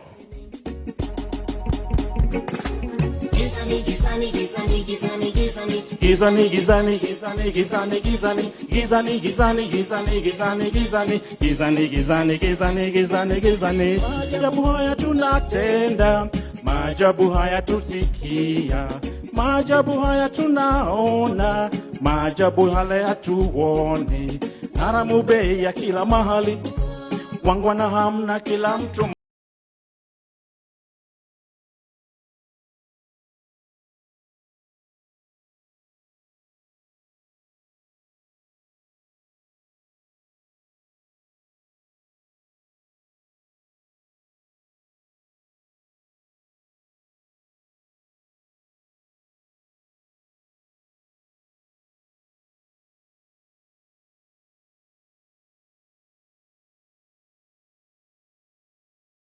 Tumezini zizini mwilini zilini, ukweli sio katuni mwalishwa bora usiku kucha.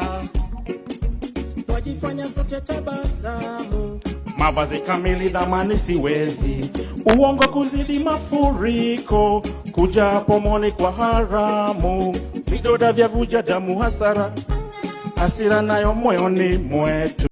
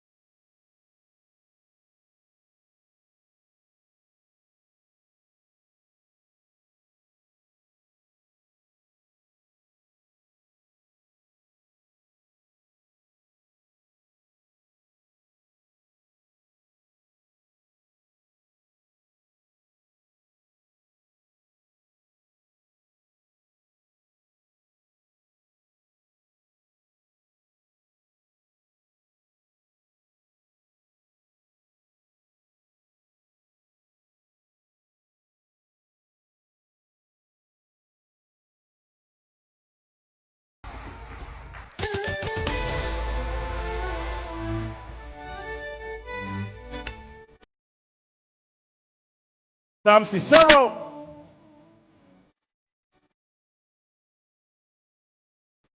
No te quede no demonios. No te quede no.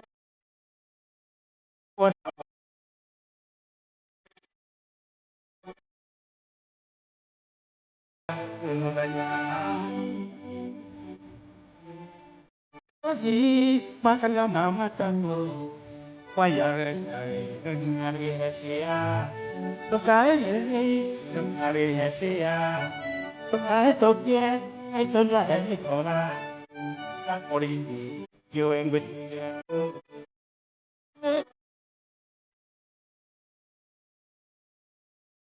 Enya makuti yo mocha.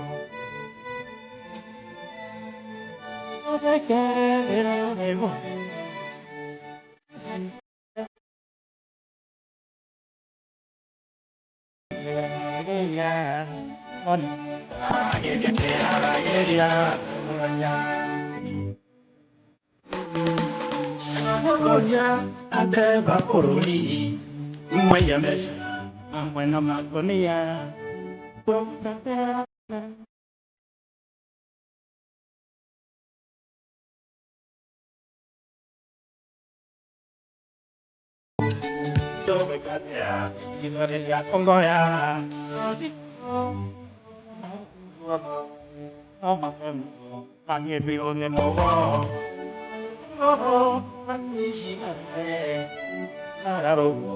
come canacco gioche.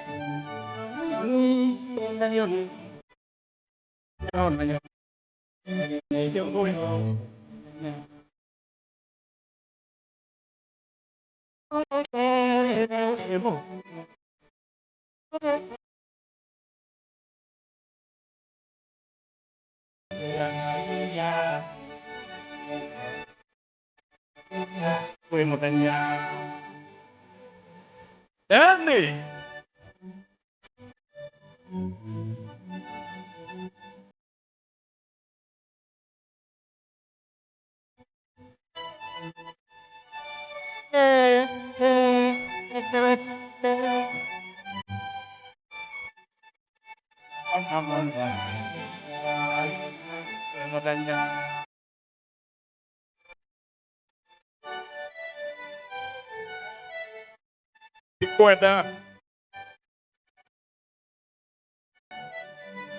The next song is own composition. Yalawa Subui. No, it's 1 second. I go. 1 second.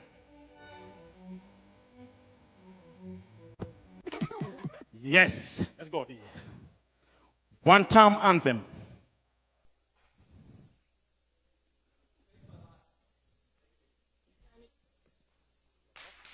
Sam Cicero, big head for Sam. Tumetumbuika. Did we have fun? Tumetumbuika. All right. Mheshimiwa Rigathi Gachagua, as you can see, cancers. Kumejaa makuzo, kumejaa mabrother, my sisters, in-laws. We actually even have neighbors. That's how deep we are, Your Excellency. Hi, cousins. I need a little more energy. Hi, cousins. Hi, sisters. Wapi? Hi, in-laws. In-laws mpo. All right. Great. Again, it's a spiced up evening because we are very blessed to have a fighter with us today. Your Excellency, it's a democracy dies in the dark. It's an old saying out here. One who amplifies issues that are important to the people needs celebration. One who points out to issues of international human rights. One who's keen to point to issues of good education, good health, really does need celebrating. It's not every day that you get a fighter for the people. Your Excellency, karibu sana mji wa Kansas. Tumefurahi hatujafurahi? Tumefurahi hatujafurahi? Harambee! Harambee! All right. Today is really not even my day. Ni siku ya makuso. Right now, tunaenda Gusii, lad. We're bringing a man from Nyamira County. I believe kwao ni Nyansiongo, Nyamira County, ataniambia. Our good brother, Nemuel Osinde. Karibu, bwana wamo.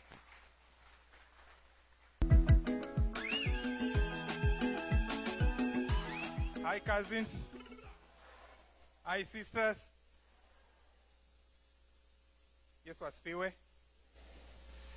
Your Excellency, the second Deputy President of Kenya, Your Excellency, Pastor Dorcas, let me take this opportunity also to welcome you to the Midwestern States, Kansas City area. Karibu sana kwa kuchukua muda kutoka nyumbani kuja kututembelea hapa. Tulipokea salamu zako weekend from Dr. Fred Matiang.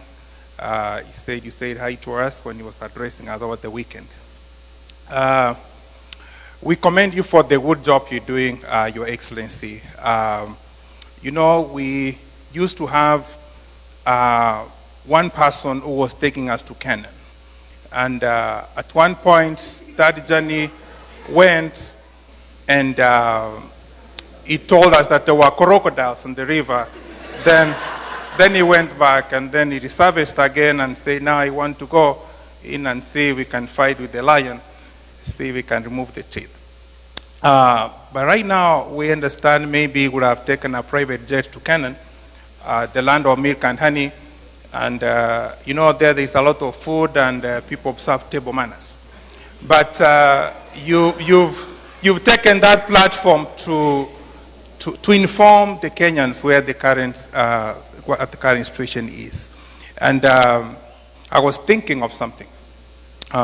You know government very well, and you know who is running the government. And you're the man of truth.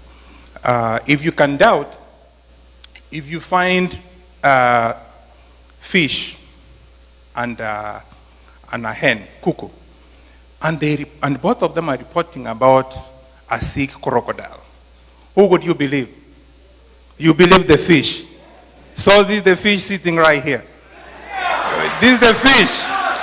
Because you, Your Excellency, you can tell us about the sick crocodile because you've been in the water. You're telling us the truth. But this is what is important, though. You're working with a very good group of people right now in the United Opposition. His Excellency Kalonzo Musyoka, George Natembea, Dr. Fred Matiang'i, Mother Karua. We have to look at history, you know, where we come from. If we look at 1992, before elections or a year before elections, people were very excited. We had Kennedy Matiba here, we had Amwai Kibaki, Masinde Muliro before he died, and all those people. Those people in opposition, those who fought for opposition were quite a number of people. But then something happened down the road. And that's when our nation becomes very important than one individual. Everyone thought they had a shot. You know, Matiba went on his own, Mheshimiwa Mwai Kibaki went on his own, and you know what happened. So the only appeal make to Your Excellency, because it seems like you are the one who has a lot of energy, you're fearless in that team. Make sure that you don't disintegrate. The unit of purpose is very important. And once this unit of purpose, the enemy goes on attack, he'll try to pull one person, and you know very well who you're fighting. The guy in office, you've told us before, you know, he's sitting on our money, so he'll try to buy this person and this person. Please, as you sit on that table every time, remind each other that you have to be leaders of integrity. Now, our hope as Kenyans is on you. Now you're the captain, you're the team leader. So as you go around the nation, talking to cousins, talking to in-laws, tell your team that you have to be united. You don't have to give us all your cards on the table. There are things we don't need to know. but you guys on the table needs to know. And also on the other side, we see at times people trying to cross over, try to join you guys. Some people may be coming over to work and see your strategy and the report, because the other side can put people on payroll. They can tell people to resign their positions and cross over. So another thing, Your Excellency, here at the Diaspora, umetembea, umeona tuko organized, tuko kazi zetu, tunafanya kazi, tunatuma pesa nyumbani. Tumeshikilia ile economy vizuri. Mara nyingi tunaona politicians come over here when they're nearing elections, you know, we give them money. We need to vote. We need to vote. Most of these people here have adult children. They're people we've lived in this community together like James. We're raising adults who are over 18 who can get an ID, who can vote. But now in the United States, we have 3 centers. We have a center in Washington, a center in New York, and California. So you see how far this place is traveling from this place to this place. So when you go back home, the MPs you sit with, the people who have influence, we need to work on us voting. Yes, we give money, but we also have to exercise our constitutional right to pick who the leader is going to be. So, mwisho, this is the last point I'm going to make. You know, when all said and done and you win and you are in office, let's not trouble Kenyans about this thing of being in government. All what Kenyans needs to be is to be taxpayers. They're paying taxes, so it's you to look at your manifesto and work for the Kenyans. Hata kuna wabunge wengine wanakuja wanadanganya watu that, oh, sisi tukae serikali. The government has 3 branches: the executive, the judiciary, and the legislature. Already a member of parliament is in government. They can influence, they can even impeach a president. So hawa watu wako na budget. So wakienda huko Ikuru, wanapewa pesa ingine, ile pesa wanapewa kwa budget yao, wanafanyia mambo yao. So anyway, those are the things. You keep on working with your team, and we're praying for you. And the pole sana Pastor Dorcas. Unajua, wale vijana nyumbani saa zingine wanaongeanga mambo kufurahisha wale. Lakini we like, you acted like Jesus on the cross when people were throwing stones, and you know, huyu ni nani sasa kwa msalaba? Yeye akasema tu wasamee, they don't know what they do. Keep on praying for them. Yeah. Others, thank you very much. Welcome. All right. Thank you so much, our brother, Mr. Normwell. Sasa tupande mulima. Jerry wa Kinodhia, tafadhali karibu.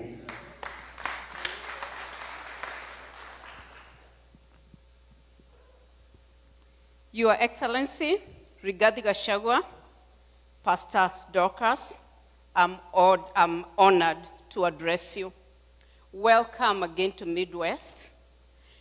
My name is Miriam Jerry Karengo, and I'm here representing Michigan and Indiana.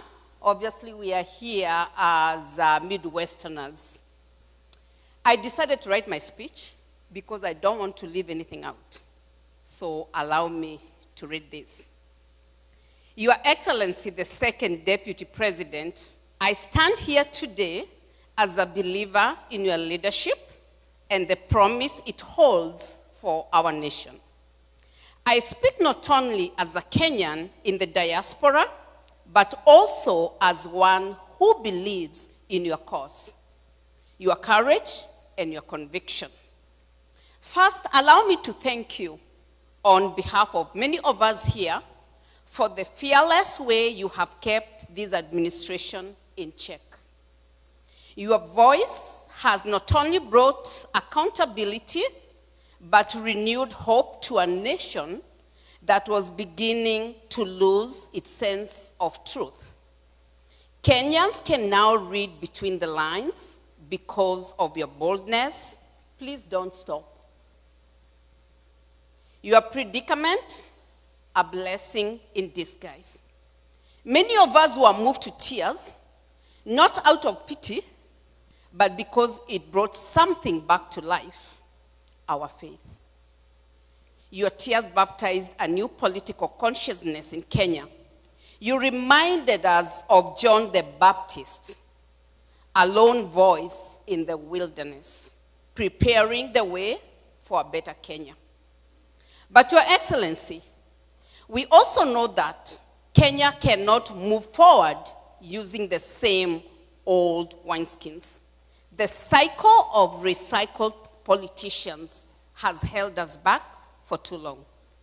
Come 2027, if God grants you the platform, we urge you, open the doors to young, vibrant, and untainted minds.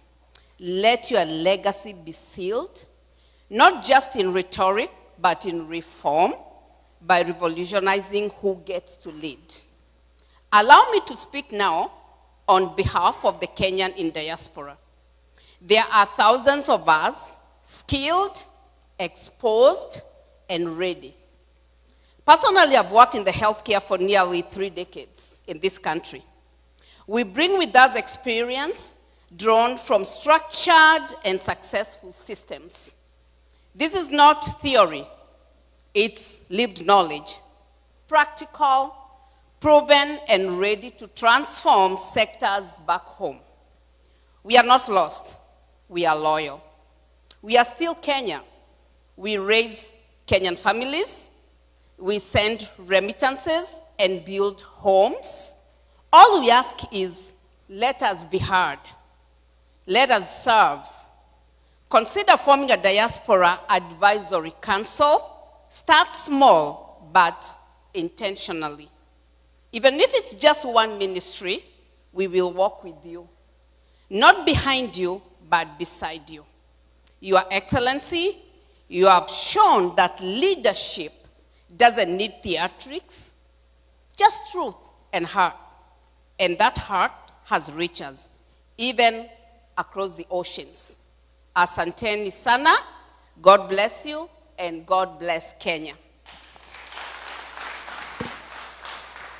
Khalid drove 10 hours to sacrifice and come to Sikiza ground. Just in case you forgot, I want to keep my job. DCP. Come on. DCP. Harambe. Habil, we have somebody from Ingo. Tuwekea mwana wambiri kidogo. Get on your feet. Get on your feet. 1 second. Twende kama waluya. This is personal, not to me. Mwana wambiri bayaye. Bayaye, mwana wambiri nisiakwe. Mwana wambiri bayaye. Mwana wambiri bayaye go. Mwana wambiri nisiakwe. Mwana wambiri bayaye. Mwana wambiri bayaye go. Mwana wambiri nisiakwe. Mwana wambiri bayaye go. Mwana wambiri nisiakwe. Bayaye, mwana wambiri bayaye go. Mwana wambiri nisiakwe. Mwana wambiri nisiakwe. Beri bayaye. Bayaye ko. Mwana wambiri nisiakwe. Bayaye. Mwana wambiri bayaye ko. Mwana wambiri nisiakwe. Mwana wambiri bayaye. Mwana wambiri nisiakwe.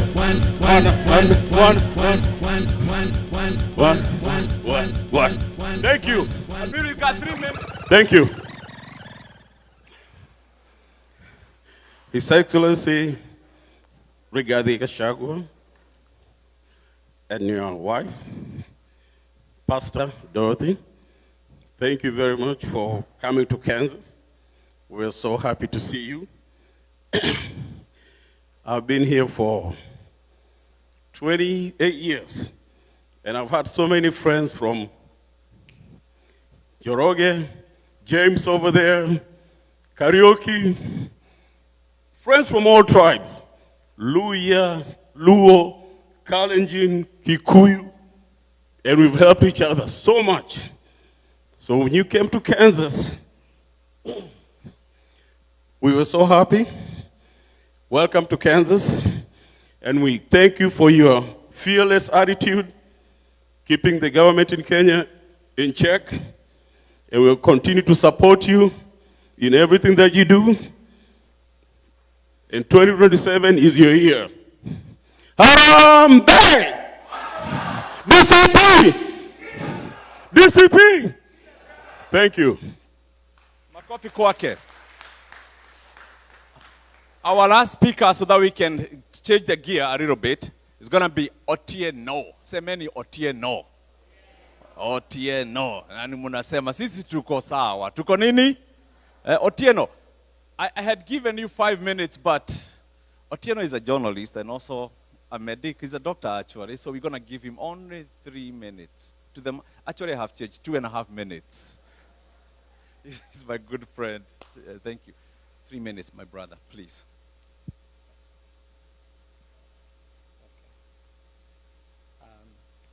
Your Excellency, Deputy President Rigathi Gachagua, Mama Dorcas, Mama Boys, welcome to Kansas City.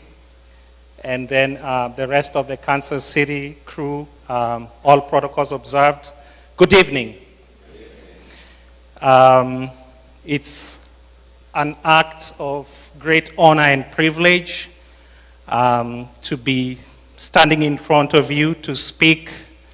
And first of all, I would like to welcome Honorable Rigathi Gachagua for coming in our midst under a very tight schedule. Welcome to Kansas City. And one thing I would like to say is I got to hear about Rigathi Gachagua, of course, during the 2022 elections. But one thing that stood out is that he has, over time, demonstrated that he is a once-in-a-lifetime personality.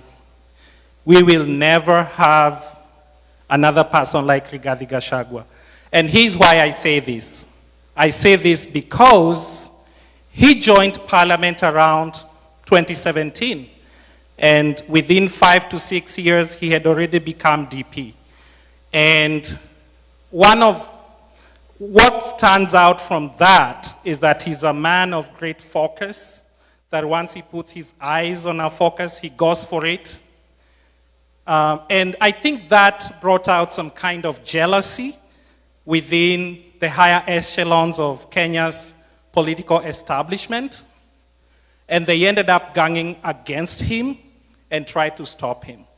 And I'll explain this in terms of international geopolitics. You all know that within the great games of power around the world, whenever a nation is emerging to develop a nuclear weapon, all the great powers will come up and try to stop that person from acquiring the nuclear weapon. And here's why.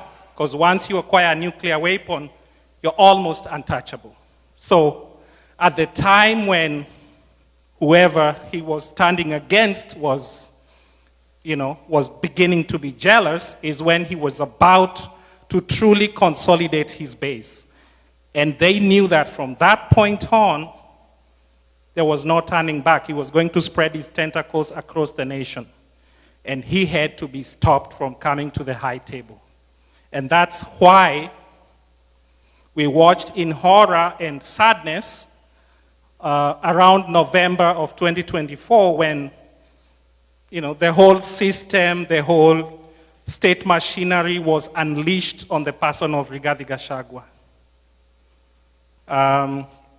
He was the duly elected deputy president of Kenya, democratically elected. But what happened on that day was an attempt to overturn the democratic will of the Kenyan people. You might have left office, but you remain the people's deputy president to date.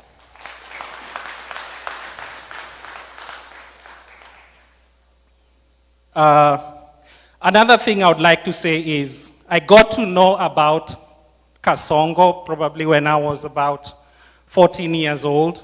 And I will tell you, among my type of leaders, right from the age of 14, I was a very avid reader of the newspaper. I knew he was like in the same WhatsApp group like Macto or Nicholas B. Watt. What you're seeing today is a clear demonstration of what a Nicholas B. Watt president would have looked like.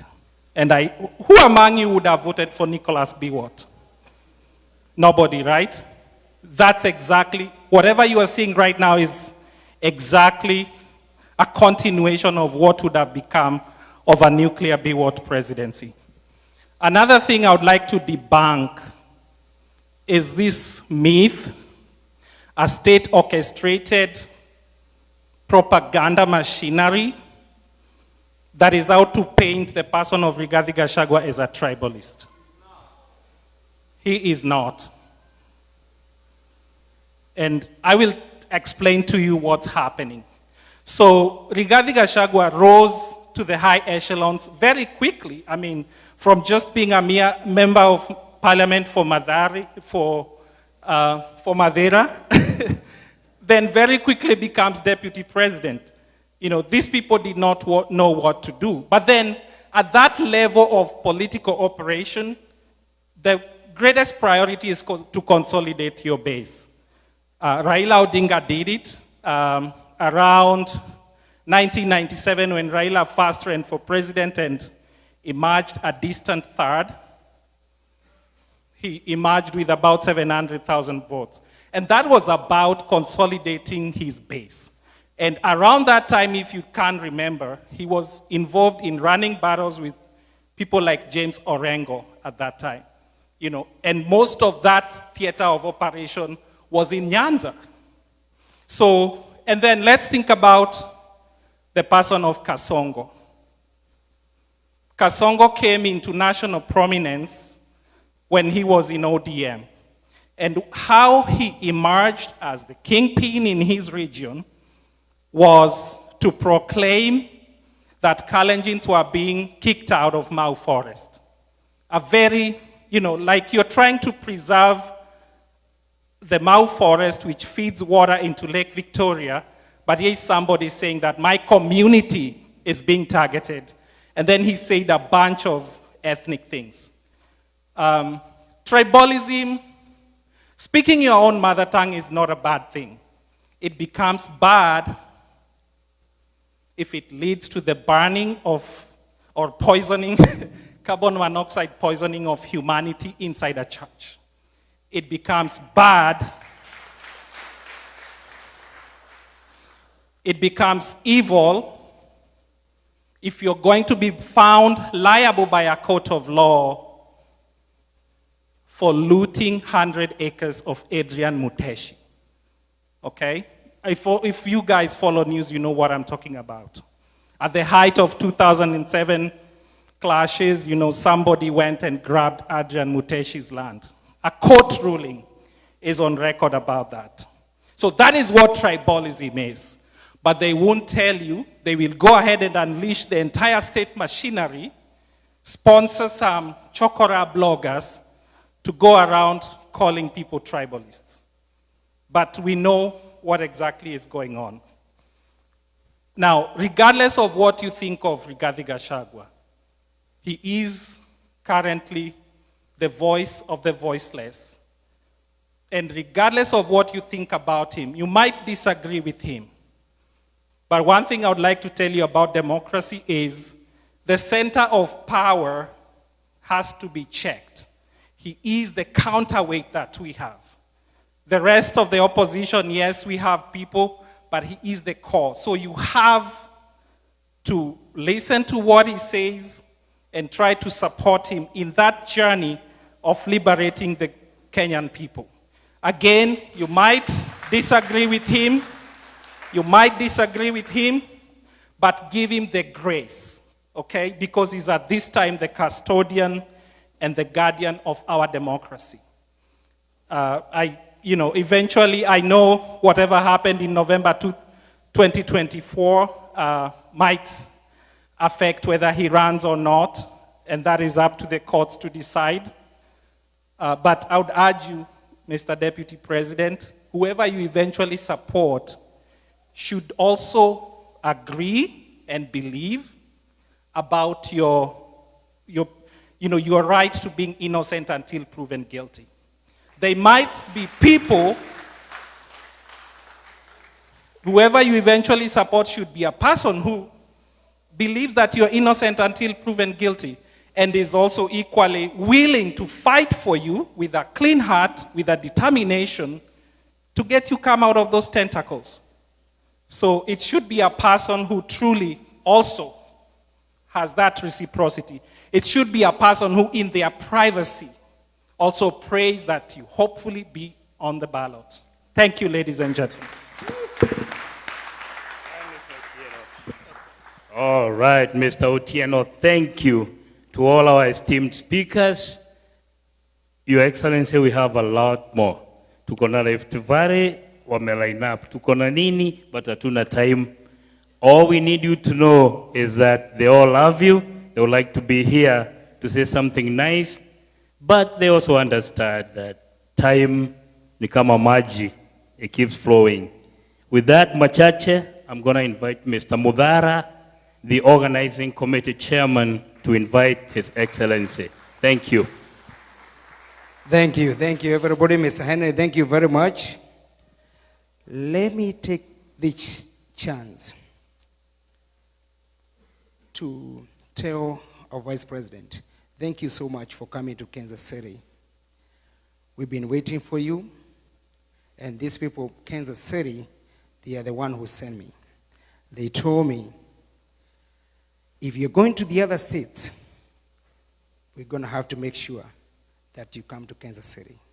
That's why I worked tirelessly to make sure that you made it to Kansas City. Thank you so much for giving that a chance to Kansas City members.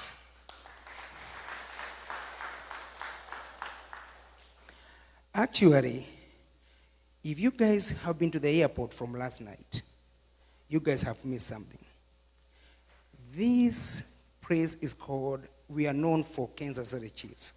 But from last night, if you guys have been to the airport, is there anything, have you guys seen? All the billboards, they changed. They said, Skiza Ground. Because Mheshimiwa is in the ground. That's why he's here to Skiza Ground. Mheshimiwa, karibu, this is a ground. It's all yours.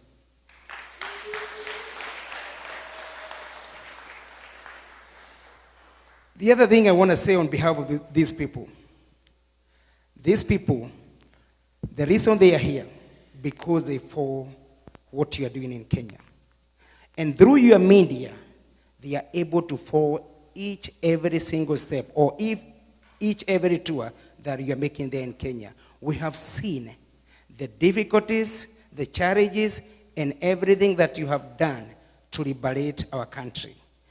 Thank you so much for what you have done, and that's why these people, they are here to see you and to support your move to liberate our country from Kasongo.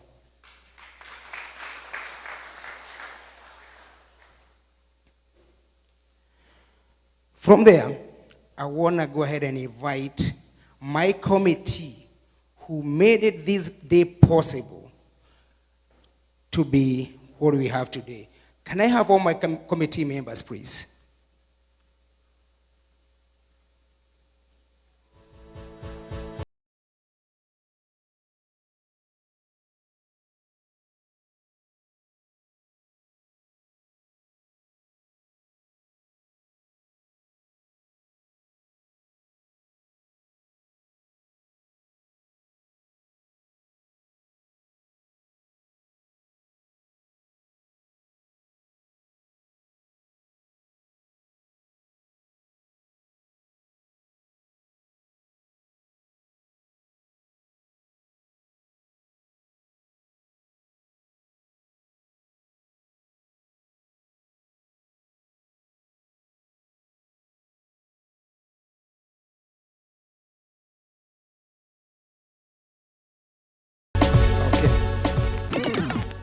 Your Excellency, this group you see here, they are very strong and committed. I can say committed even 10 times because I have seen their commitment for the move that we have done to make possible for you to be here in Kansas City.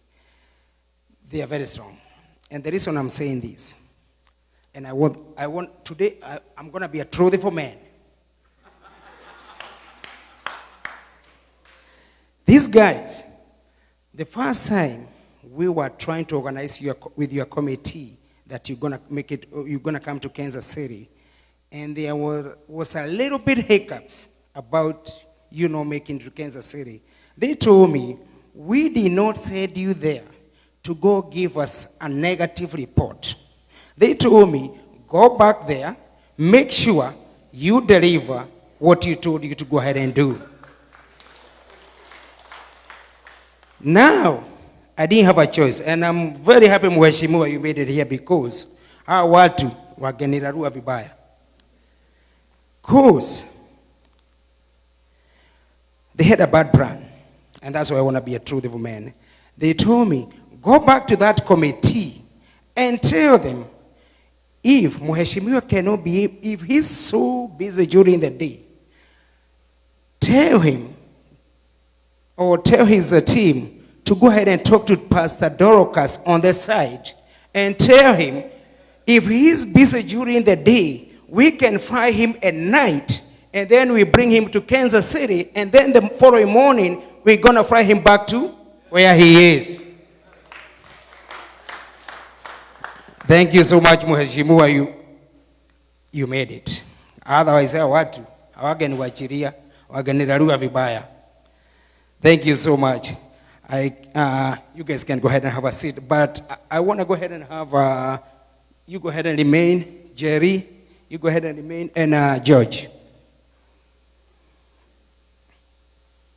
Mheshimiwa, I'm so proud today because I have a few announcements here to make. With my committee, we have one of our own, George Munyi, DCP. He wanna vie for MP Kiharo constituency. Uko na jambo kusema? Asante. Harambee! Harambee! My name's Munyi Karaoke. Munyi is a rhino. In Kenya, we have the big five. So Munyi, the rhino, is one of the big five. So I vied in 2017, I never made it. The guy who is sitting right now is kind of wavering. We are still waiting for, whatever he says. Our people in Murang'a, Your Excellency, we need a lot of help.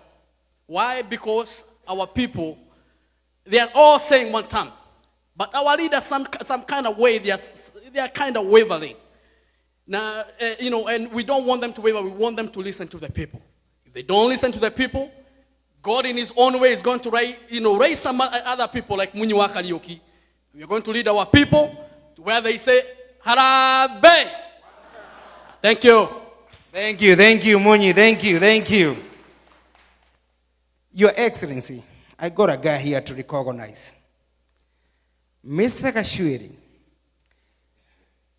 I think since you walked to state, this guy, I don't want to say that he's been training you, but every single state that you have been, this guy, he's been there.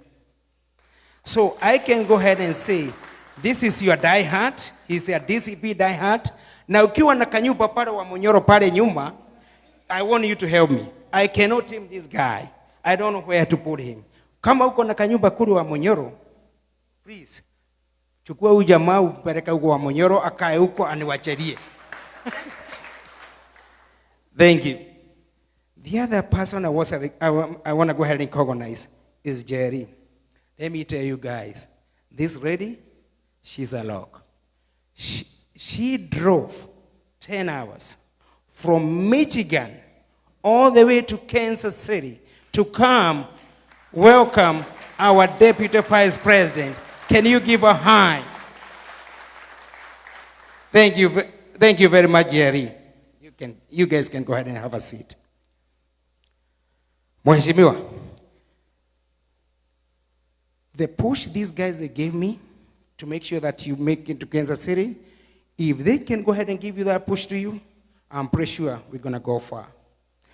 And as a leader, they say they are all behind me, and we're going to do our best to make sure whatever you want us to work with you, we're going to make it over there. Thank you.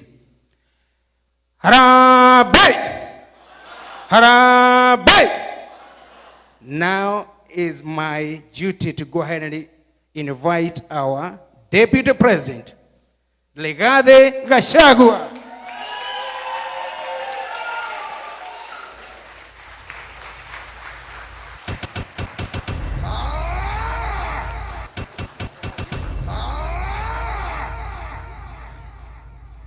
Thank you very much. Please be seated.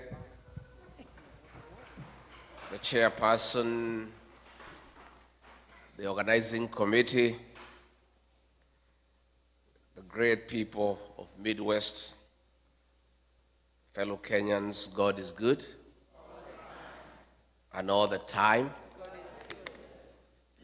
Nisalimieni kwa hewa. Bwana Yesu asifiwe. Bwana Yesu asifiwe tena. Hi, cousins. Hi, cousins. Cousins, hi. Hi, bros. Hi, bro. Hi, sis. Hi, bro. Hi, shemeji. Hi, neighbors. Hi, neighbors. Midwest, hi. Hi. Midwest, hoi. Asanteni sana. Thank you very much. Let me take this opportunity on behalf of my wife, Pastor Dorcas, and I, and our small delegation, say how delighted we are since our arrival to this great city of Kansas and this region for the very warm welcome all the way from the airport, all the way to the residence where we are staying. We had some dinner last night. This morning we went to President Truman's library and memorial, and it's been awesome. Even as we arrived for this town hall engagement, we want to thank you for the warm welcome. I must tell you from the bottom of my heart that we feel very loved and appreciated. In fact, we are feeling spoiled. You know, sisi tumezoea kukibiswa nyumbani na kasongo na tiagas. So, when we have wonderful people around us, full of smiles, loving us, appreciating us, we are feeling on top of the world. I wish I had more time here. Unfortunately, I have to leave early in the morning. But I'll be back. I'll be back. Yeah? I've really loved this city and the people. You are wonderful people. You are very welcoming. I deserve to spend more time with you because it's a rare opportunity. Secondly, let me thank you, our great people from Kenya, for being united, for staying together and loving one another. That is the Kenyan spirit, and that is my wish. And I'm very happy since I came to the US more than a month now. Wherever I have gone, I've found Kenyan people. They love one another and they stay together. I am very encouraged, and that is the message I'm sending back home, telling our people what I have found in the United States, that our people are one, our people love one another. And I want to encourage you to continue loving one another, staying together, be your brother's keeper. Let us hold each other's hand and let us live in peace, harmony, and love, because that is the right thing to do. Why is Rick G in America? Rick G has come to the United States to listen to the ground, because I believe no leader can succeed unless you align with your people. And the only way to align with your people is to listen to them. That is where Kasongo has lost it.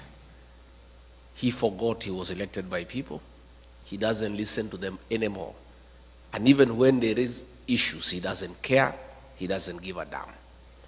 I belong to the school of thought that continuous engagement is a hallmark of good leadership. So I came to the States to listen to the ground.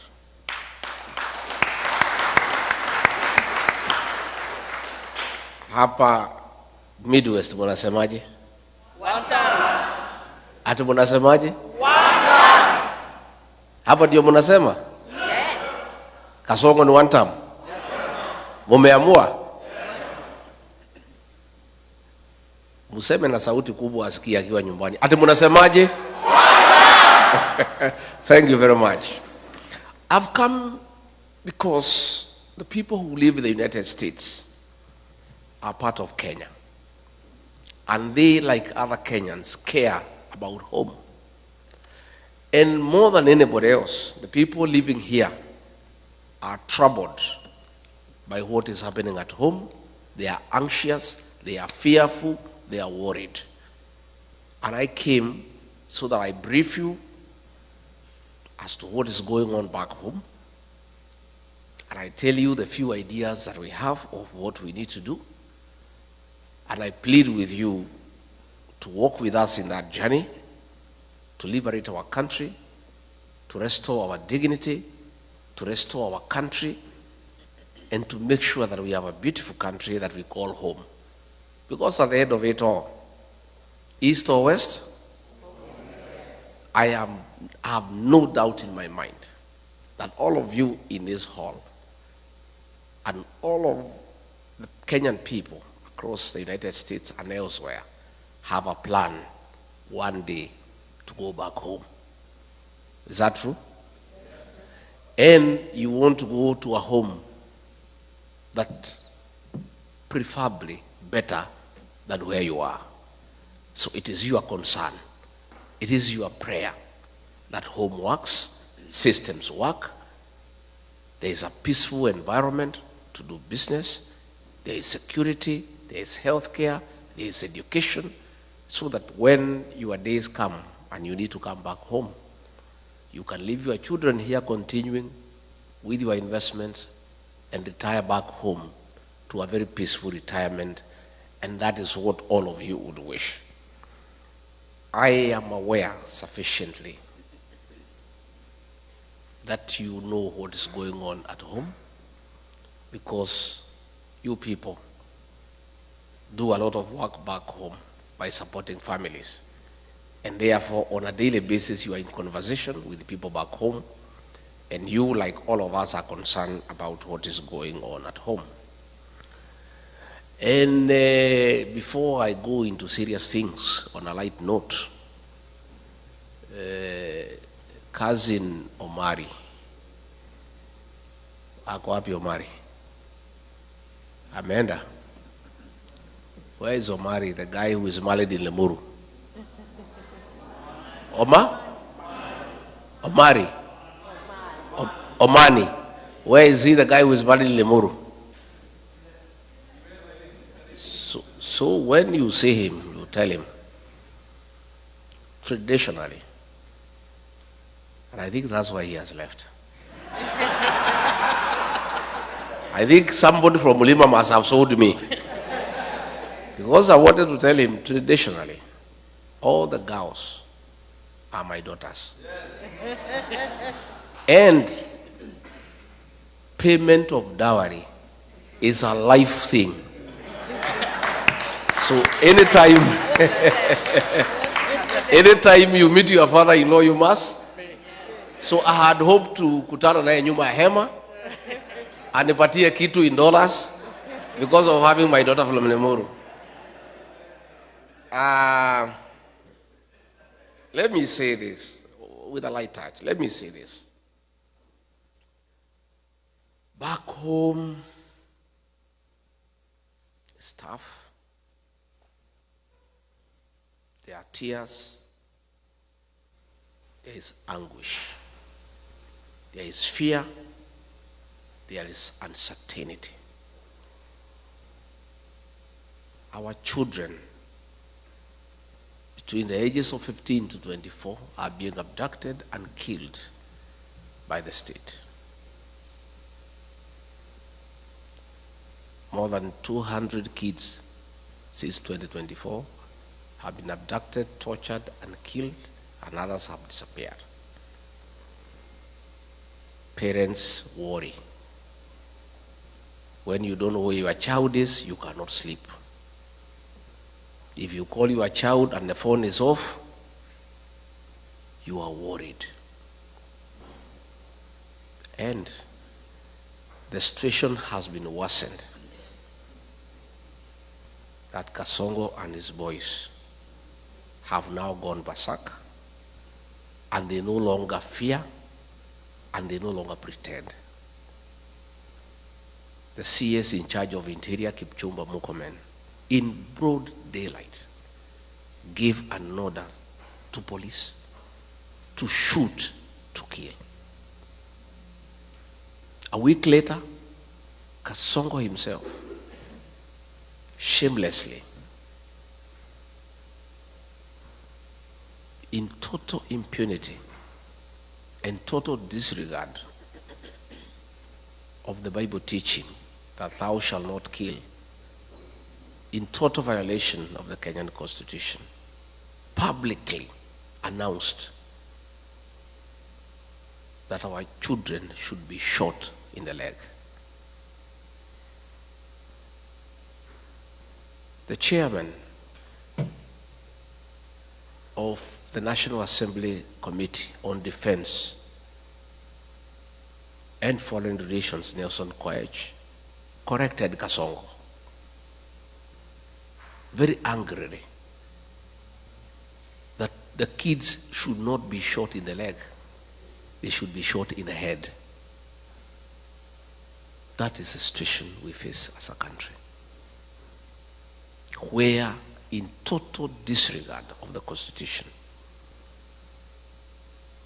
against biblical teachings, a president of a country elected by the people has the audacity to give orders for the extermination of our children.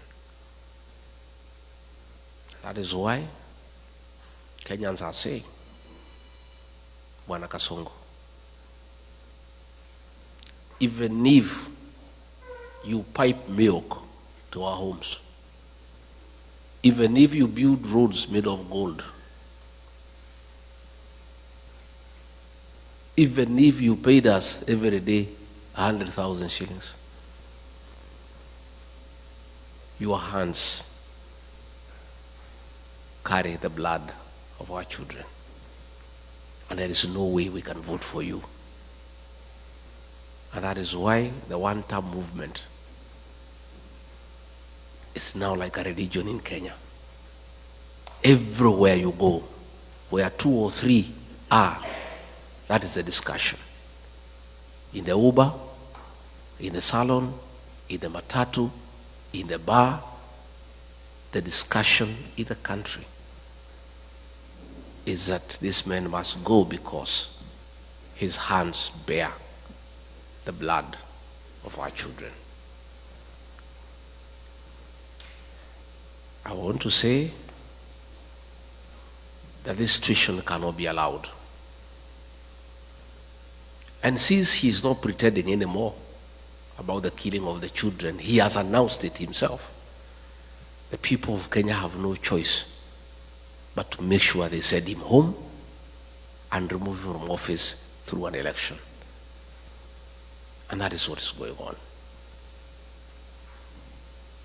Besides that,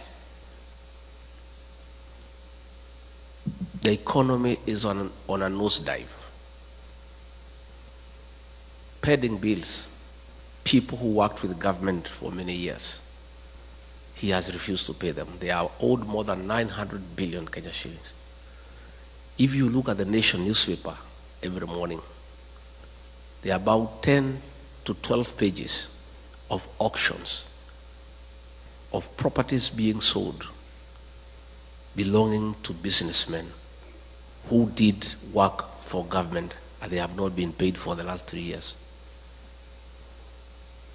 The only consolation is that nobody is buying the property because nobody has the money to buy it. So they keep on re-advertising every week because there is nobody who has money to buy the properties.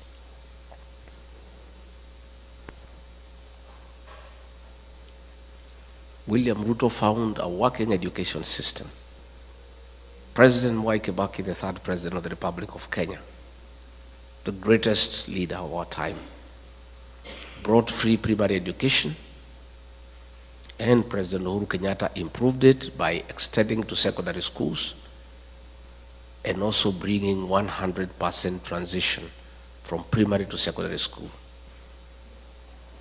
He found a working university financing model and a help, a working system most of you went through, including I, that he put it aside and brought something that is not working. As we speak, many university students are at home. They cannot access university education. Most principals of secondary schools and head teachers of primary schools are living in fear and in hiding because of being auctioned. The schools are being auctioned because they have not paid suppliers, because money meant for capitation has not been provided by government. So the education system is facing near collapse. The health system, and you people here in America know how important and critical a working health system means to our people. He found a system called NHIF that was struggling but working, that needed improvement. The people at NHIF had come up with a program that needed 800 million Kenya shillings to reform it and make it workable and compliant with the present times. Kasongo came and discarded that system and brought something called SHA and SHIF at a cost of 104 billion Kenya shillings, money that he's stealing with his cronies. And despite stealing all that money, the system is not working. And you people know that because you have parents back at home. You know when they go to hospital, they cannot get their bills paid by insurance. Again, that is something that he has destroyed. He came up with something called the housing levy, ostensibly to construct affordable houses for the people of Kenya. It is not the work of government all over the world to construct houses. Governments put up roads, water, electricity, drainage, sewage.